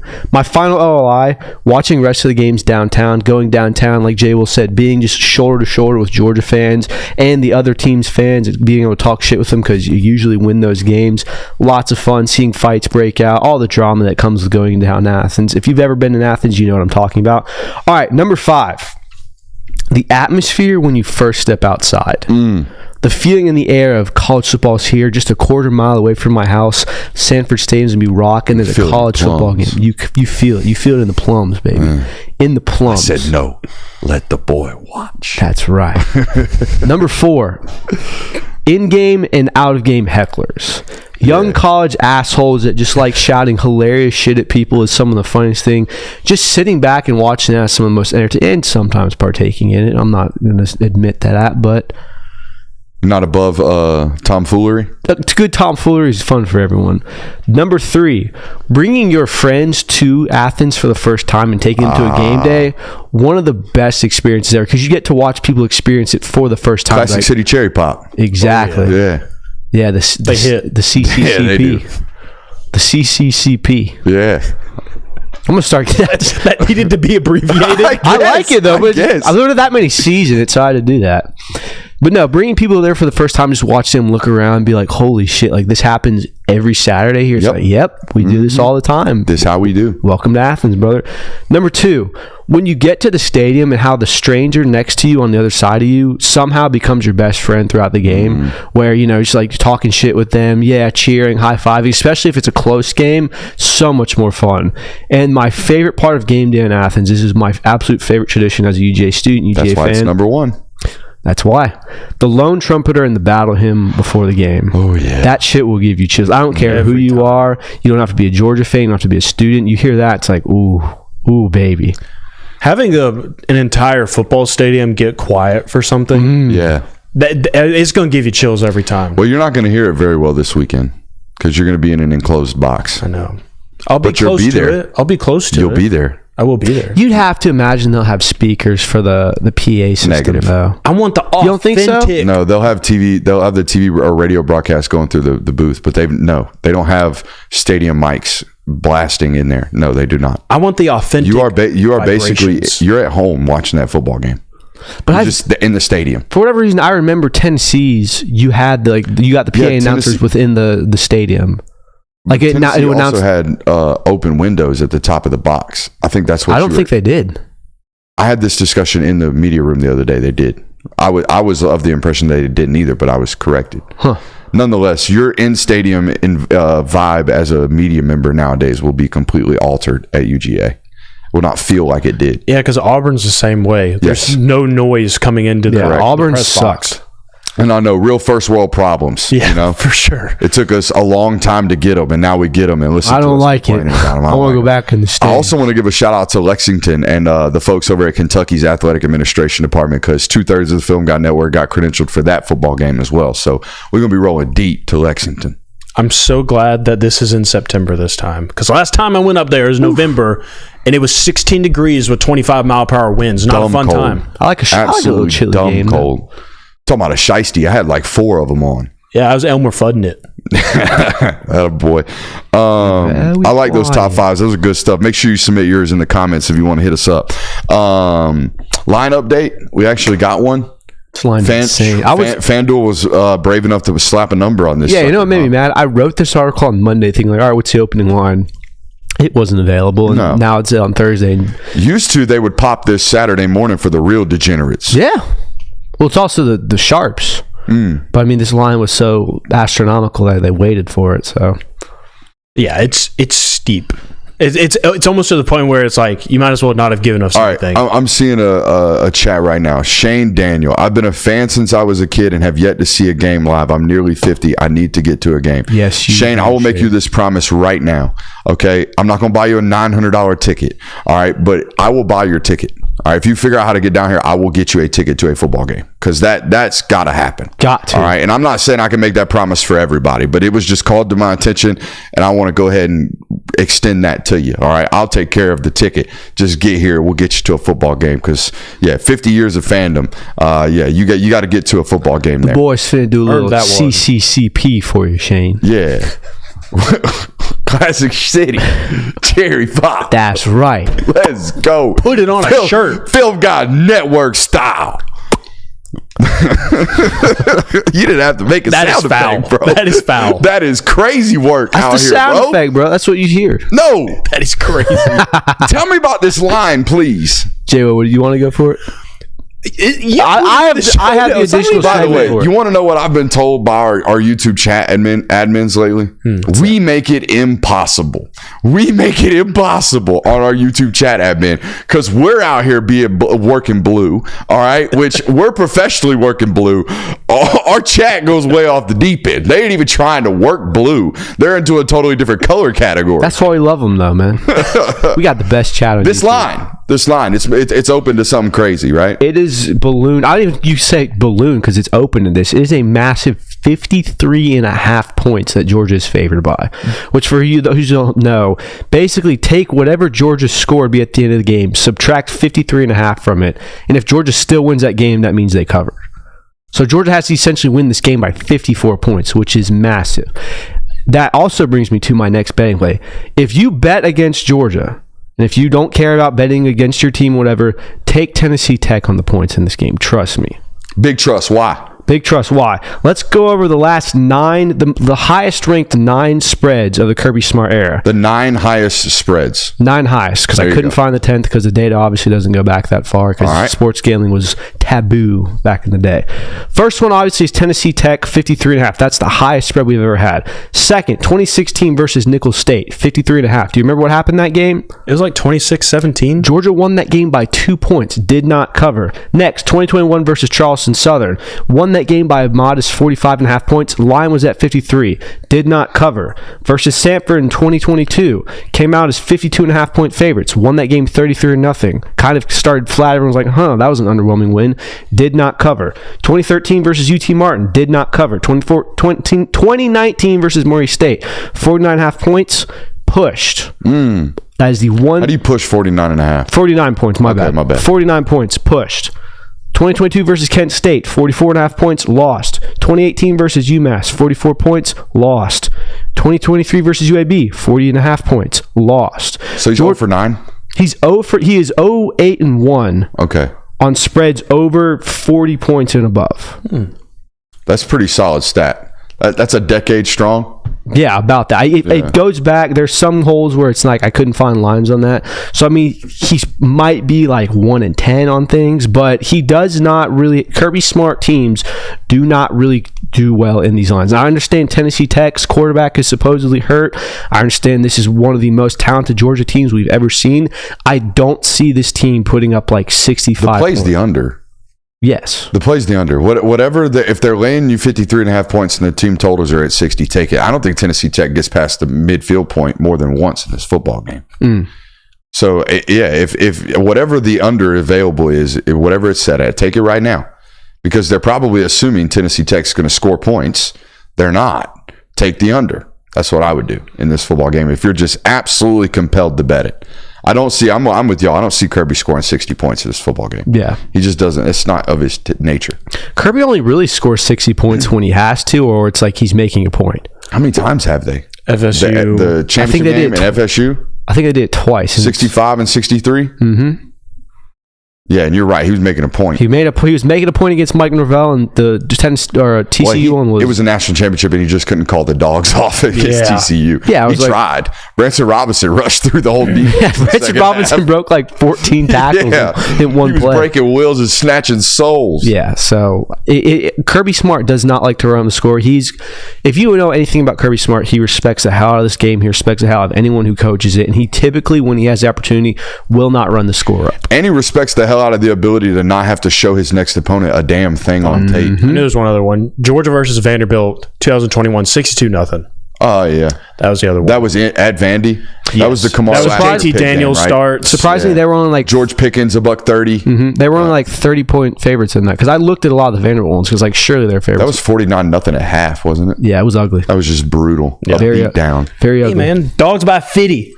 Dogs by 50, Dogs but by not 50, 53 and a but half. not 53 and a half. But not 53 and a half. The whole squad taking both the under and laying those points. Yeah. Riding You're basically banking on Georgia winning 56-0. Yeah.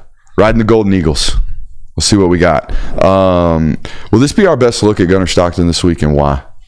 Well, I think the reason is, like, what other opportunities are you going to have this season? That's kind of what I got laid out right here in the notes. I don't know what UMass will look like at the end of the year, but this looks like the opportunity to get a chance to look at Gunner Stockton in an extended look. It's why you mentioned the Sanford, the 33-0 football game. You can't afford to have one of those in this season because you don't have enough opportunities to get Gunner reps. And Kirby, if he's listening to this, will say, well, I don't give a hill of beans about none of that stuff. I get to see him in practice. That may be true, but you're also the same football coach that referenced Carson Beck's 2022 passing attempts and the ability to get him in during live reps as the reason you felt confident in moving into 2023 because you had seen it. I've heard those quotes. I was in those rooms when you gave them. So it does value. There is value in it. And I went and looked at it today. In 2023, leading up to that in 2022 and in 2021, leading up to that 2023 season, Carson Beck had 3 games in which he had more than 10 passing attempts. All right. Before he became the guy, we got to see 3 football games where he had a relatively decent sample size of actually running offense and actually playing football and actually throwing the football against college football teams in real life situations. Gunner has one of those football games. All right. One of those football games. So if we just get to the same number of games and comfortability with these 10 plus passing attempts, you need this football game against Tennessee Tech to go the way it's supposed to go. And you need that UMass football game to go the way it's supposed to go so you can get real life, real sample size reps from Gunner Stockton. You absolutely need to get this one. Yeah, it almost feels like the biggest necessity in this football game. It feels like that's almost the most important thing. From outsiders' perspective. Which is such a rat poison thing to say. From outsiders' perspective. I'm telling you right now, they're going to publicly speak like they do not give a shit. Like they know. We see him in practice. We get enough. I see Gunner every day. Y'all don't. Well, I need to see it. Selfishly, I've got to have something to evaluate other than spring practice footage, please. Yeah, and it'd just be great. And what would be great about this opportunity is since you got a pretty decent sample size of him against Florida State, you would get to see what an entire offseason of development did for him. And you could compare the two between, like, here's what he looked like against Florida State at the end of last season. Here's what he looks like at the start of this season. And that gives you a good gauge of where he's going to be at next year if he is indeed going to be your starting quarterback in 2025. So I think that's a massive deal for Georgia, and especially us outsiders getting to know that information ahead of time. I think it's crucial. I think it's a big deal. Question I have is, say let's just do hypothetically, it's best case scenario. Georgia jumps out to a massive lead first half. You obviously assume Carson Beck gets that entire first half. Mm-hmm. Second half starts, Gunner Stockton is the quarterback from now on. How much run does he get and how long does he get to be the starting quarterback and run the offense? I run offense for the third quarter. Mm-hmm. That's what I do. And then the moment you have an opportunity to get a running clock, you accept it from both teams, and then you squat on it. Then you run the football. You get Chauncey Bowens and Dwight Phillips reps, and you get them carries, and you let them take those hits, and you keep everybody else fresh. Yeah, yeah, like Dejan did all those years in mop-up duty. That's what you do. But yeah, I feel that it's almost paramount that we get Gunner Stockton some serious burn in this football game if I'm the coaching staff. But you can't go into it with that mindset. No, right? You got to handle business. You can't, but I'm surely when you get to the middle of the second quarter, it's like, all right, we're up 35. Let's start looking at what we need to do to focus on moving forward in our future. Let's start investing in that. Is a quarter of Gunner Stockton enough, do you think? In terms of an evaluation point? Yeah. It's the 10 pass attempts to me. I want to see like a decent sample size to evaluate. I don't want to turn the tape on, watch him play an entire second half of football, and only throw the ball on 3rd and 12. You know what I mean? I want to actually see him run offense and operate offense. And the only way that's going to be allowed is if it's only 35-0 in the first half, right? And Gunner does get the second half run or does have an opportunity to really play offense in the second half without it looking like Georgia's running up the score. You know what I mean? Because optics do matter to him. Oh, of course. They certainly do. He will not embarrass this other football coach. Mm-hmm. No. He doesn't want to. How much of an overreaction do you think that gets on Saturday? Oh, Gunner's performance? Oh, I can tell you right now it's going to be hot or cold. Yep. There's not going to be a middling ground. Mm-hmm. And I'm in the middle, I'll be honest with you. I'm right in the middle of where my eval point is on Gunner. I'm settling on 10-2. 10-2, 11-1. I'm not settling on guaranteed number one team in the country. Just like going into the Carson year, I don't think I was settling on number one team in the country. I think I was settling on good processor, great decision maker. Let's find out. I think going into a Gunnar Stockton season right now, I'm thinking highly competitive football player that's going to learn to play quarterback. That's what I'm thinking right now. Mm-hmm. By the way, that's normally in college football a tremendous recipe for success, particularly when you have an immense amount of talent around that individual. Mm-hmm. I think there's a way where like Gunnar could look like Jackson Dart. You know what I mean? Yeah. With given time, but I've got to know that. Do we get a look at the 3s and 4s in the quarterback room, do you think? No. The third, I don't think the third string quarterback has ever thrown a pass. When he gets into football games, he hands the ball. Yeah, Stetson did a little bit in 2018. Okay. How you recall that is... Because I remember watching... really impressive. Because I was like, there's that guy that played Baker Mayfield in scout team. He's 22 and he wears 22 as a quarterback. That's very funny. He's not very good. And then little did I know, hater. He would be. Hope you didn't tweet those. Nah, those thoughts and observations. Never. Were you still drawing on your iPad at that point? No, I didn't have an iPad then. Actually, I bought an iPad. You like that one, huh, Jonathan? Haters. My iPad drawings are good. Just some childhood. Hey, your iPad drawings are really good. Thanks, man. Yeah, they're you really should do good. more of them. I didn't like the one of me. I didn't think it was very flattering. It was not good. That was not. I didn't think it was very I didn't even flattering. get to see that one. That's why it was hidden. You deleted it. It was bad. hidden. It was bad. Thumb Brooks for sure. Big time Thumb Brooks. You want to give him 3? Yeah. Let's do it. Let's give them 3. 3 things that you are watching ultra closely this weekend. I'll go first, boys. Obviously, due to the injury to Mykel Williams, who, by the way, I think everything I've heard is really, really good intel in terms of as good as it's going to be from an ankle injury standpoint. I feel like every time a Georgia fan hears about ankle injuries, they're like, shit, we'll see that guy in 6 weeks. I don't think that's going to be the case here. And by the way, I was talking to somebody about this today because I do think there has been a reaction about, man, that running back from Clemson doing that cost Mykel Williams some money. I'll push back on that. Buddy, if you're investing $30 million in Mykel Williams, you're not turning on Tennessee Tech tape. It's just not what you're doing. Okay, the money Mykel's going to make this year in the NFL draft will be in those big-time marquee matchups that they're plentiful moving forward throughout the season. And I think he's going to be perfectly fine once those big-time football games come onto your doorsteps. That being said, it's a massive, massive weekend, okay, for the defensive end and outside linebacker room, okay? I think you get a good look at what life's going to look like for Georgia's defense after Mykel Williams, right? Because we all know this is it. This is the last year for this number 13 to be playing on your defense. So my questions are, do Tyrion Ingram-Dawkins, does he step up? Last week, he was kind of in a secondary role, was brought in with some of the younger cats to play an interior defensive line position because they didn't have a lot of bodies. I'm curious, does he step up in that defensive end role now that one of the veterans is gone? Gabe Harris, it looks tremendous, right? The physical development of this human being has been leaps and bounds since he's been on Georgia's campus. Does that play out in game time reps? Does that play out on Saturday when you would assume his role is increased? Joseph Jonah-Ajonye, a true freshman last week, got an opportunity to get some real playing time. Does he really kind of blossom and show that, hey, it's only game 2, but this guy's stamped and ready to play come SEC football time? He's in the rotation, right? He has an opportunity to earn that chance this weekend. Guys like Sam Mpimba, Contavious Johnson, whoever is out there, Damon Wilson, whoever is out there at outside linebacker and defensive end, this is their weekend to earn and really, really earn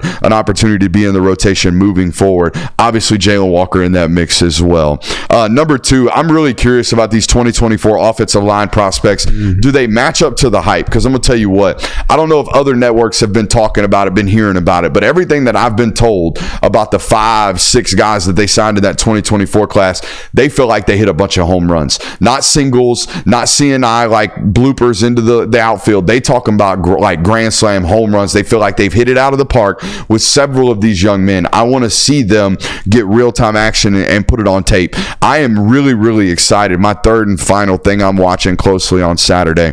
Really, really excited for the Trevor Etienne debut, assuming that we ultimately get it, right? I want to see what this looks like. I think I know what it's going to look like. I think it's going to look a lot like what Nate Frazier looked like last week. I think it's going to be hold your breath. This guy might take it to the door every single time he has an opportunity to touch it. Those are the 3 things that I'm watching. Hey, boys, will you give me 3? Who's up next? I can go next. Let's do it. Interior guys not named Nazir or Kristen. I think those two guys had a phenomenal football game in Stackhouse and Miller against Clemson. They looked good because they needed to look good. They needed the bulk of the reps because you had to. You had no other options really left on the roster. I want to see some of these other guys like Jaw Jarrett. I want to hear what we heard about in the offseason about Jaw Jarrett. I want to see that on the football field. I know it's just Tennessee Tech. You kind of expect these guys to bully the offensive line for Tennessee Tech, but I still think it's crucial just to see improvement, because regardless of the opponent, I think you can see improvements in other sorts of things. So I think you can see aggressiveness. If it's there, it's there, and if it's not, it's not. Just kind of want to see it from my own eyes and get a feel for how deep this room is and see who the main guys are going to be outside of Kristen Miller and Nazir Stackhouse. Number 2, I have Branson Robinson. I know it's going to be a big day for Trevor Etienne, or it's going to feel that way because it's the first look at him in a Georgia uniform outside of his spring game setting. People want to see Nate Frazier tote the rock as well. I get those things, but I think this is a good opportunity for Branson to get some confidence back, because I think it looked like he lacked that against Clemson, and that's expected coming back from one of those tough injuries and rehabbing that and having your first live reps in a football game with bullets flying. I think this is a good game for him to just get comfortable. Trust it. Yes, trust. Put your foot in the ground, just go. Yeah, go, man. Whatever you see, trust your first instinct and attack it aggressively. I thought that was the difference between Nate and Branson last week, right? Obviously, Nate's really twitchy, and we can see that. But when I turned the tape on, Nate was running with a level of decisiveness that I didn't think Branson had. A lot of people will look at it and they'll say, oh, well, twitch, was he himself? I thought it was just hesitancy. I didn't think there was a lack of explosiveness. In fact, when he caught a ball out of the backfield, made some guys miss in open field, he showed the explosiveness. He showed the twitch that everyone talks about and that is required at this position. It's the initial, I trust when I'm seeing, foot in the gas right now. He's got to have more of that. Yeah, that's exactly what I'd like to see from him on Saturday. So it's going to be something I'm watching. And then number 3, specifically the freshman wide receiver, Sokovie White, Nitro Tuggle. I'm expecting them to get some reps, and I'm expecting them, hopefully at that point, you're still running offense, and you'll get a couple tosses thrown their way, see what Sokovie White is, even if it's just a simple pass screen to Sokovie. I think you're going to see some Sokovie White, the punt returner, on even Saturday. Better. I think that would be a good sight to see as well. And then Nitro Tuggle, and I'm not necessarily looking for them to just look amazing or look like these 5 stars or anything just like flash. That. Just flash, or it look like it's a promising factor in the future, because I think that's going to be a good gauge of what's going to happen for this team moving forward. And just knowing that the 2 guys you got last year in last year's class, they're looking good. They're looking like they're going to be hits for you. Yeah, I also had the 2025 wide receiver and Branson Robinson. That boy Jay Will. Give him 3. Might be, I almost forgot. No, you're good, bro. It's been a while, so it has. I also had Branson Robinson. I do want to see him play a little more confidently. And also the 2025 receiver room, kind of giving that first look as to what's going to be the next. 24. I'm talking about for the 2025 season. Oh, okay. So like the next year, like the guys advancing. Yeah, the guys you're gonna have next year. Yeah, the rotation. Nitro Tuggle, all those guys. What's that going to look like? Because Colby Young, Dylan Bell, Dominic Lovett, you have to assume that a lot of your contributors this year are not going to be on the field come 2025. So that's what I'm kind of looking at there. I want to pay attention to the star rotation this game. Yeah. Because I feel like this is going to give the Georgia opportunity to kind of experiment with something. I think we're going to see Jonell this week. Jonell's going to start, I'm sure, but I think they're also going to, hey, what's going to happen if we put this person here? How does this guy do if we put him here? I'm sure you'll see Malachi play that position a little bit just because it's already been put on film, so they know offenses are going to know to expect it. I'm very interested to see what goes on in the secondary rotation, specifically that. What do you... I'm smiling because Henry Dion, I think he goes by Hank as well, he is trying to get this takeoff. This Jazir Jackson catching a touchdown pass off of a fake field goal. I love the gumption. I love it. That is a swing right there. That is, as my stepdad would call, that's unbutton the top buttons on the jersey. You're swinging so hard right there. That is it. That is a hack, and I love it. If it happens, you're the guy. They do it. I mean, that would be a bigger prediction than that one time I told everyone that Jalen Carter was going to get a touchdown reception. Yeah. 2 possessions before it happened. When they go heavy. People were like, "Who is this guy? Is he sent from the future?" You had a take about Mekhi Muse that hit too. Last year, was it? Oh yeah. Mekhi Muse is going to take a punt return for a touchdown, and it happened. Yes, they hadn't returned a touchdown off of a special teams touchdown in like 5 years, and I was like, "It's happening this weekend," and it happened. Yeah, those things.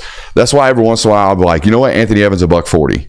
Because if it doesn't happen, no one's going to remember. But if it does, they're going to be like, damn, that boy Brooksy was on one. Oh my God, he called it. My last one is I want to see Ellis Robinson some more. Yeah. I felt like he got on the field as a freshman last game, week 1. Looked a little green. Didn't look unathletic. Didn't look unconfident, which kind of looked like he was reacting more than he was playing naturally. I'd like to see him get on the field some more in this game. I want to see how quickly he cleans it up. Yes. This is a football player who takes his craft very, very seriously. Not that the rest of them don't, but Ellis more than anybody, I'm almost okay with the body language when he's upset with himself because I know he holds himself to such a high standard. It's something that I almost wouldn't even want to coach out of him. This is something I've seen in practice availability even, and definitely saw it during the spring game when he was actively getting coached by T-Rob and stuff, and being on the sideline and seeing him just react to his own performances. And I definitely can tell you that this young man holds himself to an extremely high standard. So I'm excited to see, like you said, how quickly he bounces back from what looked like, I would say, nervous first game performance. Yeah. Or he panicked a little bit when the ball was in the air for a guy who in high school and every time I ever evaluated looked really, really comfortable with the ball in the air. Yeah, and the comfortability is just going to come with more reps, and he's obviously going to get some now on this game, and you would assume that they rotate him in here and there throughout the rest of the season, so he will become a much more confident football player. I'll confirm this promise from William Gray. Brooks, I need the cash in XX jersey pick on special teams. I will get you. I got you. He's swallowed by that jersey, and I will tweet that one out on Saturday. Who's this cat? Who's this guy? Yeah, only knowing it's cash and watching the fans that don't watch our show freak out. His dad paid money for him to do that. No, exactly. That's another one of my favorite game day things. Just hearing someone in the crowd finding someone on special teams in one of those jerseys and go, "Who the hell is that guy?" That's one of my least favorite. He doesn't even have a name on his jersey. Y'all don't be hating on Will Snellings like that. That's cold. I hate hearing casuals at a football game. It infuriates me. That's one of your top 5 least favorite things about a game day? It's one of my least favorite things about when I was in the UJ student section was listening to like people crap on Carson Beck for 4 quarters because I don't understand any. Like, it just infuriates me because it's just like you don't understand, you don't know anything clearly. But they talk about it. I can just picture someone in the back like Carson Beck sucks, and Jay going, "No, you know how many? You know how many people I could expose?" Because during games, I get like if they're not comfortable voicing their opinions publicly, they'll text me and they'll say, "Man, like you know how many times during Carson's first couple starts I got, man, I don't know if this guy's it. I don't know if this guy's it." And you could whatever it was for Carson, multiply it 5x for Stetson. Yeah. It was. I mean, I've got so many different text messages from people that are like, "Get this guy out. This ain't it. He's going to cost us a game." Yada yada yada. The takes start to fly earlier in the football games, and it's things for me too. Like it's not just like you're hating on Carson necessarily. But like it was like, throw it away, shithead. Like calling kids shithead and stuff. It's so unnecessary, and I'm just not here for it, man. I don't like it. Yeah, definitely never should do that. Yeah, never, ever, ever. Sunday's headlines today. If you had to predict them, what are people going to be talking about Sunday after this football game? I got one for you right here. Quote, "Future golden with Gunner. Dogs 2025 season." Oh, I see what you did there. You took the opponent's nickname and made it part of the headline. I like that. Yep. Well, I was more going for alliteration, but yeah, there's a lot of alliteration theme in here, just letting you know. Yeah, but I think that's going to be the Sunday's headline. A lot of people reacting to Gunner's performance in this football game, assuming that he gets the workload and the work share that we believe him to be getting. Yeah, I really thought about, what's going to be this, who's going to get the majority of carries, who's got the opportunity to pop it. Why did you scoot up like that? Hey, don't worry about what I'm doing over here, dog. And my lower back hurts, all right? I've been carrying this squad for damn 4 days now, and I'm just going to be honest with you. I mean, you think they're showing up for you, buddy. You're wrong. No, I'm just kidding. That was really, really douchey. That was top 5 douchiest thing I've ever said on this network. Crazy. That was crazy work. On the message boards tonight, Brooks hates his employees. Yeah, on the message boards tonight. I'm really sick and tired of this attitude this Brooks Austin guy's got. He needs to get over himself. He treats his employees horribly. But no, the headline I think is just going to be Georgia takes care of business. We talked about how last week, and I know that's boring. I know it's not exciting. Here's the thing. We talked about this last week. This isn't a flashy team. Yeah. This defense isn't flashy. It's very similar to the no-name defense. The offense is very similar. There's a bunch of stars on this team. There's a bunch of really, really quality players. I think you're going to come out and you're going to see a Georgia team take care of business on Saturday. Business. They're going to take care of business on Saturday, and it's not going to really be like one person stood out. Now, there's going to be key takeaways like, hey, so-and-so looked good here. This player looked good. We got to see Gunner for a little bit. That's going to be... But I don't think any of those are going to be headline-worthy because this team is not predicated around one player. There isn't a Brock Bowers where it's like, oh, my God, Brock Bowers is so good on this team. team, or there's a Nick Chubb or a N'Kobe Dean or a Jalen Carter where it's like they steal the show. No name dogs. That's what it is. And I know that's not as exciting to talk about, but I think that's what makes this team so great. What do you got for me, Jay Will? Sunday's headlines today.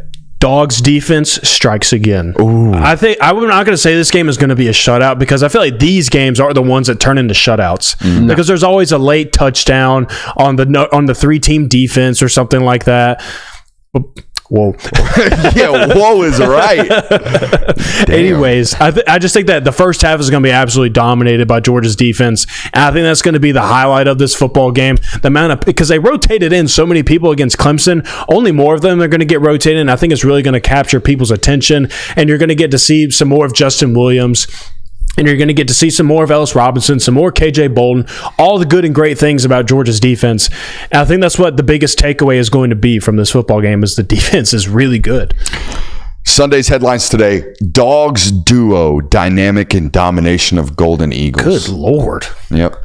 I was at this point in the notes, I'm going Parks and Rec bit. Dogs duo, dynamic and domination of Golden Eagles.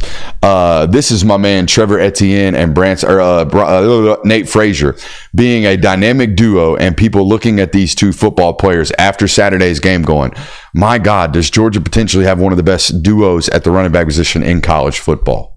Yeah, that'll be honestly kind of fun to watch. How everyone talks about how Ohio State best running back room in the country. Then you've got these two guys where it's kind of like everyone knew Trevor Etienne was. Everyone thought he was a solid player. No one really thought he would be elite at this level that we expect him to be. And then of course Nate Frazier coming up and being a surprise. That would be a very nice caveat to the season as well.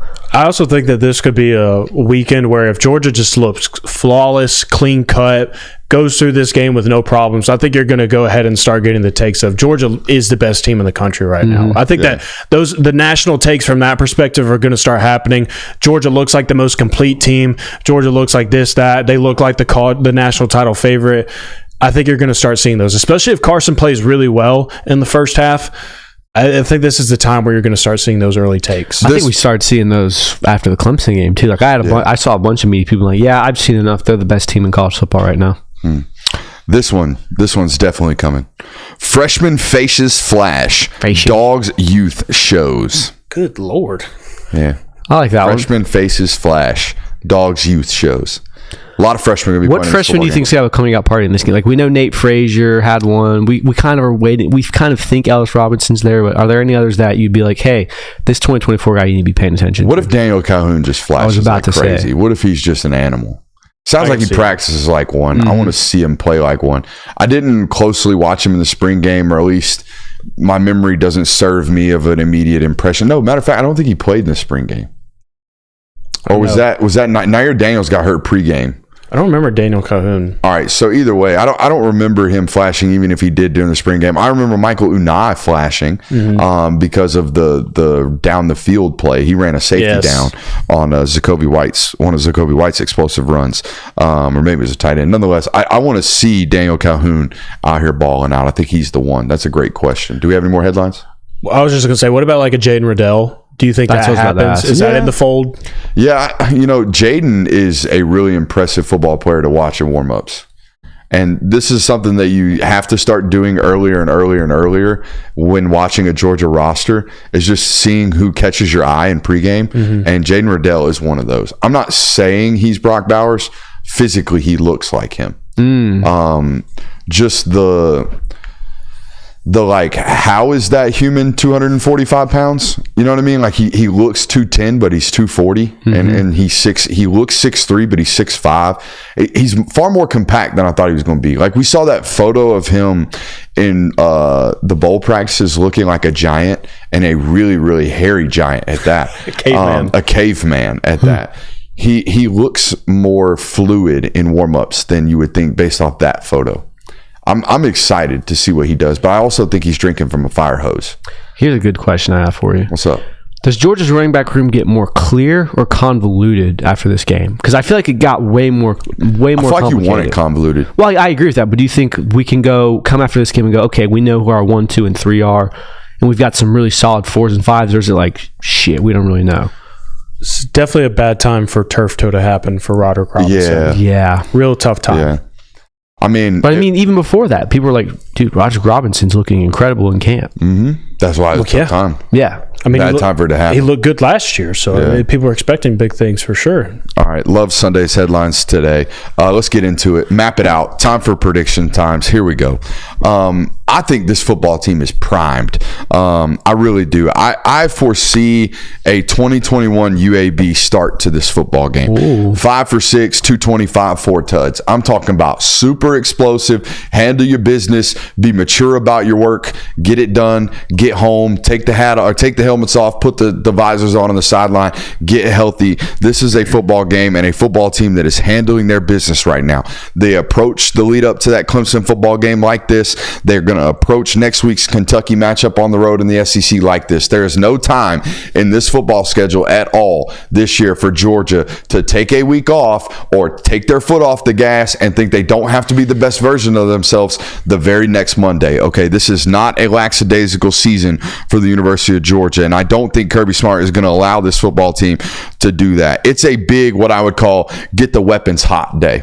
All right, shooting range type vibes. I want to make sure my weaponry is firing clean. I want to make sure my sights are dialed in for when we get ready to go into this war that is this SEC slate, because it is tougher than it has ever been. So I need to know for a fact that Carson Beck and his weaponry is dialed. I need to know that they're ready to make those 50-yard shots. All right, I need to know everyone is nice and confident before they meet, or before the meat of this schedule arrives. All right, then call the dogs off with the running clock in the second half. Georgia dominates, jumps out, gets to a big lead, 52-0, complete shutout. Defense is absolutely suffocating in this football game. I like that one. I have a very similar one. Georgia's going to jump out very quick. There are going to be 1 or 2 drives where they stall in the red zone. I think it's like, oh, come on. You had to settle for a field goal there. But overall, the offense is going to look like a well-oiled machine. The defense is going to do what it does. Might give up a touchdown towards the end of the game when you put your 2s and 3s in. How dare you? I know. I got a segment coming up. I think it's going to change your mind. All right. I've got Georgia winning this like a 51-10 type score. Very much takes the gas off towards the back end of the second quarter. Just lets it coast on through the third and fourth. Gunnar Stockton gets some good reps in. That's really what you focus on throughout this game. Obviously, Kirby's going to do his best to not embarrass this team or the opposing coach. So it's going to be a 51-10 game, I think. I like that. One question. Would you guys like to do another 3 and out? Yeah. Let's do it. Okay, we'll go ahead and do SEC all-time leading passers, careers. Okay. So while I do this, you guys start mapping them out. Get your names down. Career, so all-time. Does this include Oklahoma and Texas? No, does not include Oklahoma and Texas. All right. I think that this is just going to be a nice and easy cruising for Georgia. I don't think it's going to be anything like smacking down the hammer very early on in this football game. I think it's just kind of... This is hard. I think it's just kind of a drop-the-top Sunday cruise. It's going to be nice and easy for Georgia. Some easy offensive drives to start the football game. They're just going to kind of march their way, matriculate their way down the football field, get some easy scores, and it's just going to kind of pile up rather quickly while also it feels rather slow at the same time, if that makes any sense. I think that this is going to be a big-time win for Georgia. I don't think Tennessee Tech is going to be able to get much going on offense, kind of like Brooks's prediction. I don't think that this is going to be a shutout, though. These types of games, for whatever reason, they just kind of get some late scores, whether it is a field goal or whether it is a late touchdown. Not that it even matters in the grand scheme of things, but I do think that there is going to be maybe 1 or 2 scores for Tennessee Tech. I'm going to go ahead and predict that this football game is a 49-3 win in Georgia's favor. I think they just kind of cruise on to win. Nice, easy Saturday game, as it should be, 2 o'clock, nice and quick. And Dogs move on to 2-0, heading into a game against Kentucky before the bye week. I like it. Buddy, I'm going to get absolutely skull drugged in this 3 and out. I can give you a time frame. Yeah, let's get a time frame. Please. Don't go any further back than 1990s. Okay. Which is kind of a given that it's passing yards. But, I mean, for the most part, these are all names that you guys are familiar with. The way I would do it, just don't get no more hints. We're good. Okay. No more hints. All right. Well, I don't want it to flop. I'm ready when you are. I went first, so you went first this time. Aaron Murray, the all-time leading passer. That is one. And I'll outthrow that choochless boy wonder any day of the week. All right. Will Rogers next then? Will Rogers is on the list. Give me Eric Zaire. Eric Zaire is, yes, he's on the list. All right. Go AJ McCarron then. AJ McCarron is 20th. What? 20th. He's a starter for 3.5 years. Shit. Give me Tim Tebow. Tim Tebow's on the list. All right, let's go. Drew Lock. Drew Lock on the list. Oh, man, I'm in trouble. I'm thinking Spurrier or quarterback. Is Jesse Palmer on the list? No, Jesse Palmer is not on the list. Danny Werfel. Danny Werfel is not on. Yes, he is. Sorry. He is on the list. He's 8th. I'm in trouble. David Green? Not on the list. Oh, good. I had him on my I'm list. screwed, man. Here's a long. Oh, sorry. He's 4th. Oh, yeah, baby. I'm not. It's kind of hard to read this list. I'm stupid. I should have known that was on the list. I'm exposing myself. Here's a very interesting one. Jay Cutler. Barely missed the list. Damn. He's 23rd. Wrong Vandy quarterback. I'm not going to guess it yet. Give me Peyton Manning. Peyton Manning on the list. There you go. Take the easy layups, boys. Let's go. All right, Joe Burrow. Joe Burrow. I only played 2 seasons. No, Joe Burrow's 24th though. Damn. Yeah, he had a 6,000 yard season close. though. Shit. So that's 2 strikes for you and 1 for me. Mm-hmm. Give me. I feel like he was a multiple year starter. This is a stab in the dark. Give me Jordan Rodgers. No. Damn. No Vanderbilt quarterbacks in the top 20. Okay. How about Brandon Allen? Started for Arkansas for like 4 years. No shot. No, sir. Eli Manning. Eli Manning on the list. There you go. 2-0. Get swept, boy. Yeah. Some other, Rex Grossman is also on the list. How about Jared Lorenzen? Yes, he's on the list. Lefty, baby. Dak Prescott also on the list. Bo Wallace on the list. Kellen Mond on the list. Kellen Mond, I should have guessed. Bo Wallace is the clown amongst the military operatives going into the room. Casey Clausen also on the list. Yeah. How about Ryan Mallett? Chris Leak. Not Ryan. No Ryan Mallett. Really? Right. Chris Leak's on the list? Yeah. I guess he started for 3 Yeah, seasons. you start 4 years under Urban Meyer or 3 years under Urban Meyer. You're probably going to put up some numeros. All right. So I've got to thinking today. I don't know what made me think about this. I know what it was. Young players getting an opportunity to play this week. That's what it was. And I got to thinking to myself, you know what? Georgia is in a very, very interesting place in the sense that it's first world problems. You have so many really good players that you play a lot, but you also have like not a lot of opportunities to get everybody onto the field, right? There's just too many good players at some points, it feels like. So what I got to thinking about today was if I took every single underclassman, so if I took every single redshirt sophomore or younger on this Georgia roster and I created a lineup, all right, where would that lineup rank? Because I did this exercise today and I think they would be a top 12 football team and I think they would be picked to potentially be a college football playoff contending roster. Would you believe that if I told you that off rip? I mean, off rip, no. It sounds so unbelievable, but when you think about it, it's like, damn, he actually... I want to see it laid out, and then I'll tell you. All right, let's do it. Let's go to the board. Let me find these notes. Here they are. All right. Oh, kick the water bottle over. That's always nice. We do have Epic Pen over here. Let's hope that our penmanship is a little bit better. Let's start with the offensive side of the football.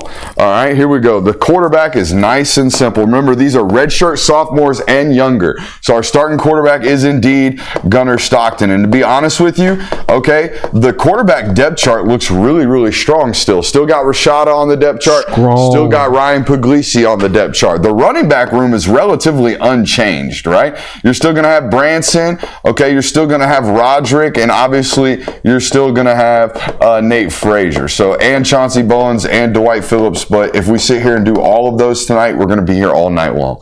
Running back room still looks really, really solid. I would say that's a top 10 room in all of college football right now today. Okay, on to the wide receiver position. At X, I put Nitro Tuggle down here. All right. A redshirt or a true freshman, I believe, is Nitro Tuggle. Has a lot of football left to play. At Z, I put Landon Humphreys down here. London, sorry. London Humphreys, I put down here. That's a really good option. He's still got 2 years left of eligibility after this year. At the slot, it's nice and easy. We're going to throw Anthony Evans in here, okay? By the way, still got Zacoby White. A lot of options right there at the slot position. At tight end, you got Lawson Lucky and the 2 freshmen, okay? Oscar Delp's playing time in 2021 cost you Oscar being on this list. He would have been a redshirt sophomore. You're laughing at my penmanship, aren't you? No. Are you laughing at the idea that I have no room left on this board? All right. Keep chugging, man. Let's go left tackle. Left tackle, Ernest Green is a redshirt sophomore this year. We're going to go nice EG right there.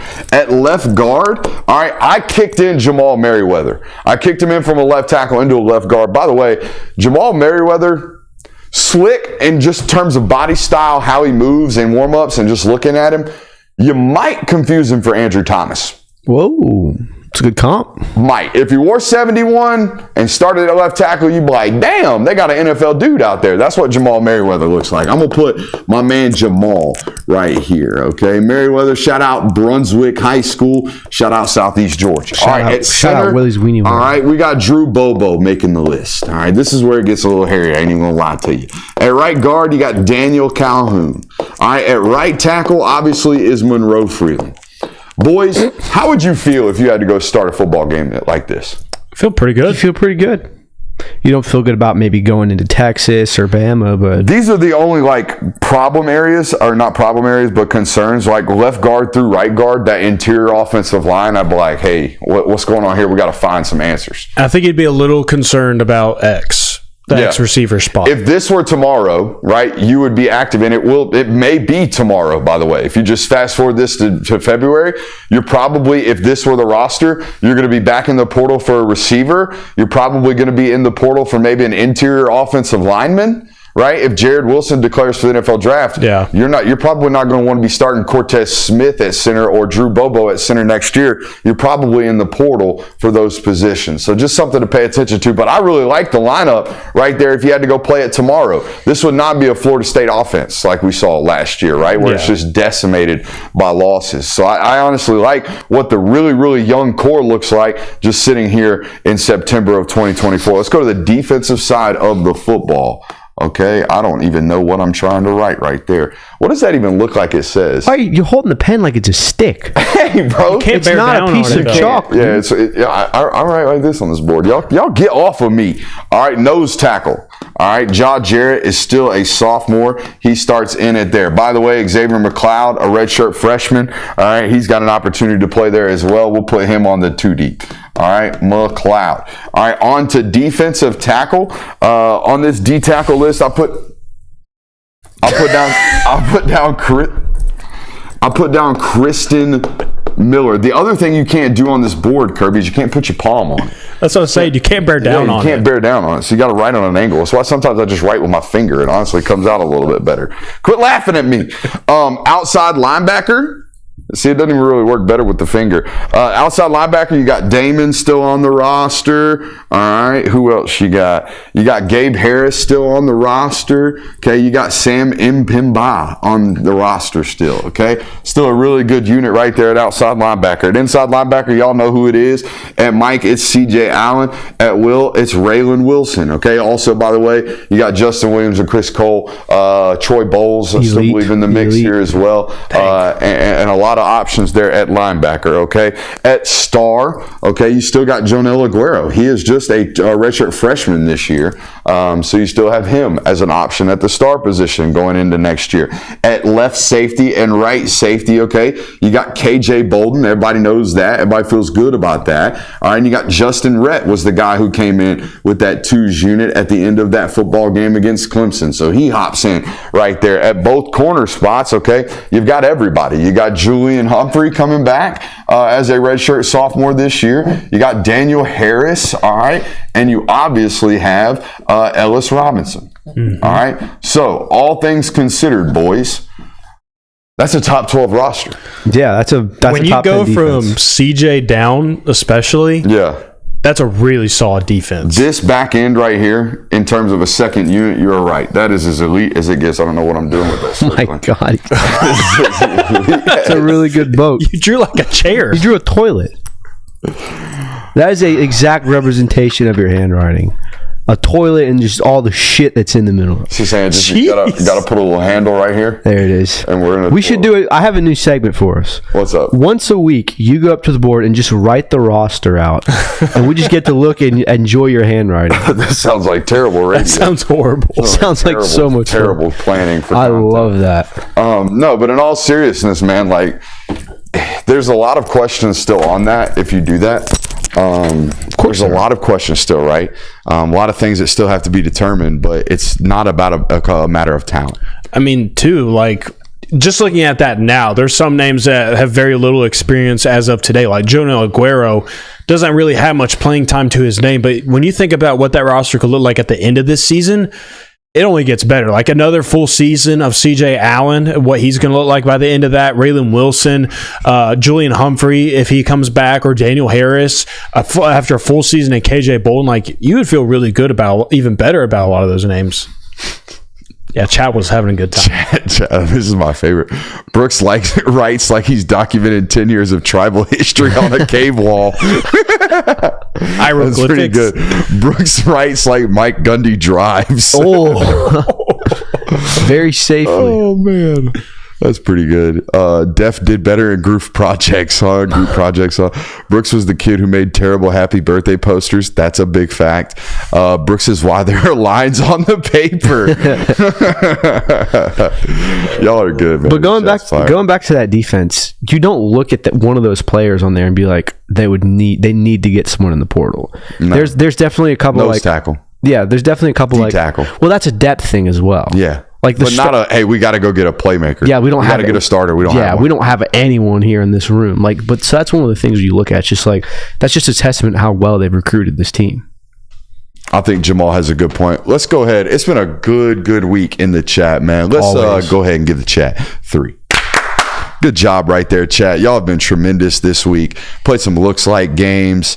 We need to get back into fat quarterback names maybe next week. We'll figure out something to make you guys creative. What was the Chris Martin jokes? Chuck Martin jokes. Honestly, Chris Martin's a Coldplay singer. I feel like once a week we need to challenge them into doing some type of fun, because it does. It provides something for them to think about and to creatively join into the show. It also provides a lot of laughs. And boost the engagement. That's one thing I said a couple months ago on this network. I'd like doing stuff on my own. I did for a long time, but I really like laughing. I like having fun. I hope you guys as an audience laugh and have fun with us, while also I hope when you're done listening to this show you go, man, I learned a lot about football, but I did so while having a laugh the entire time. That's the goal. All right, nowadays that's the goal. When we come here and do this together, I want this to feel like fun for everybody else. Why? Because I know damn sure we have fun. And we can do all the serious football stuff on the board, and we can do all the film studies too, but I really do have a good time laughing with you guys and having a good time doing this, man. Yeah. Hell yeah. Makes work not feel like work. Absolutely. We will see you Sunday live at noon right here on the channel for our reaction show. And one of the more popular live shows that we do on the network. Appreciate you guys for being here all week. Make sure you hit that thumbs up button. If you haven't subscribed, make sure you do so on your way. We'll also love you. Also see you on Saturday. Oh, yeah. See you Saturday at Creatures Comforts live at 11 o'clock. All right. We'll see you there.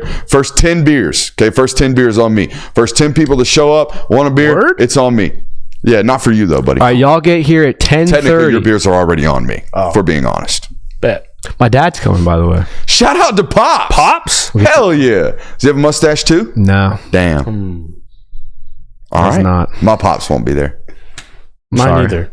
It's okay. I'm sorry. I'll take you for ice cream after this. His dad loves him. That's great. Yeah. I want Pizza Hut instead. Is there even Pizza Hut in Athens anymore? 2024 is great. Hey, that is definitely like Pizza Hut's coming back. Dine-in Pizza Hut's coming Salad back. bar too? Yeah. Oh, Are they bringing back 2 foul ticks in front of salad girl. God, that's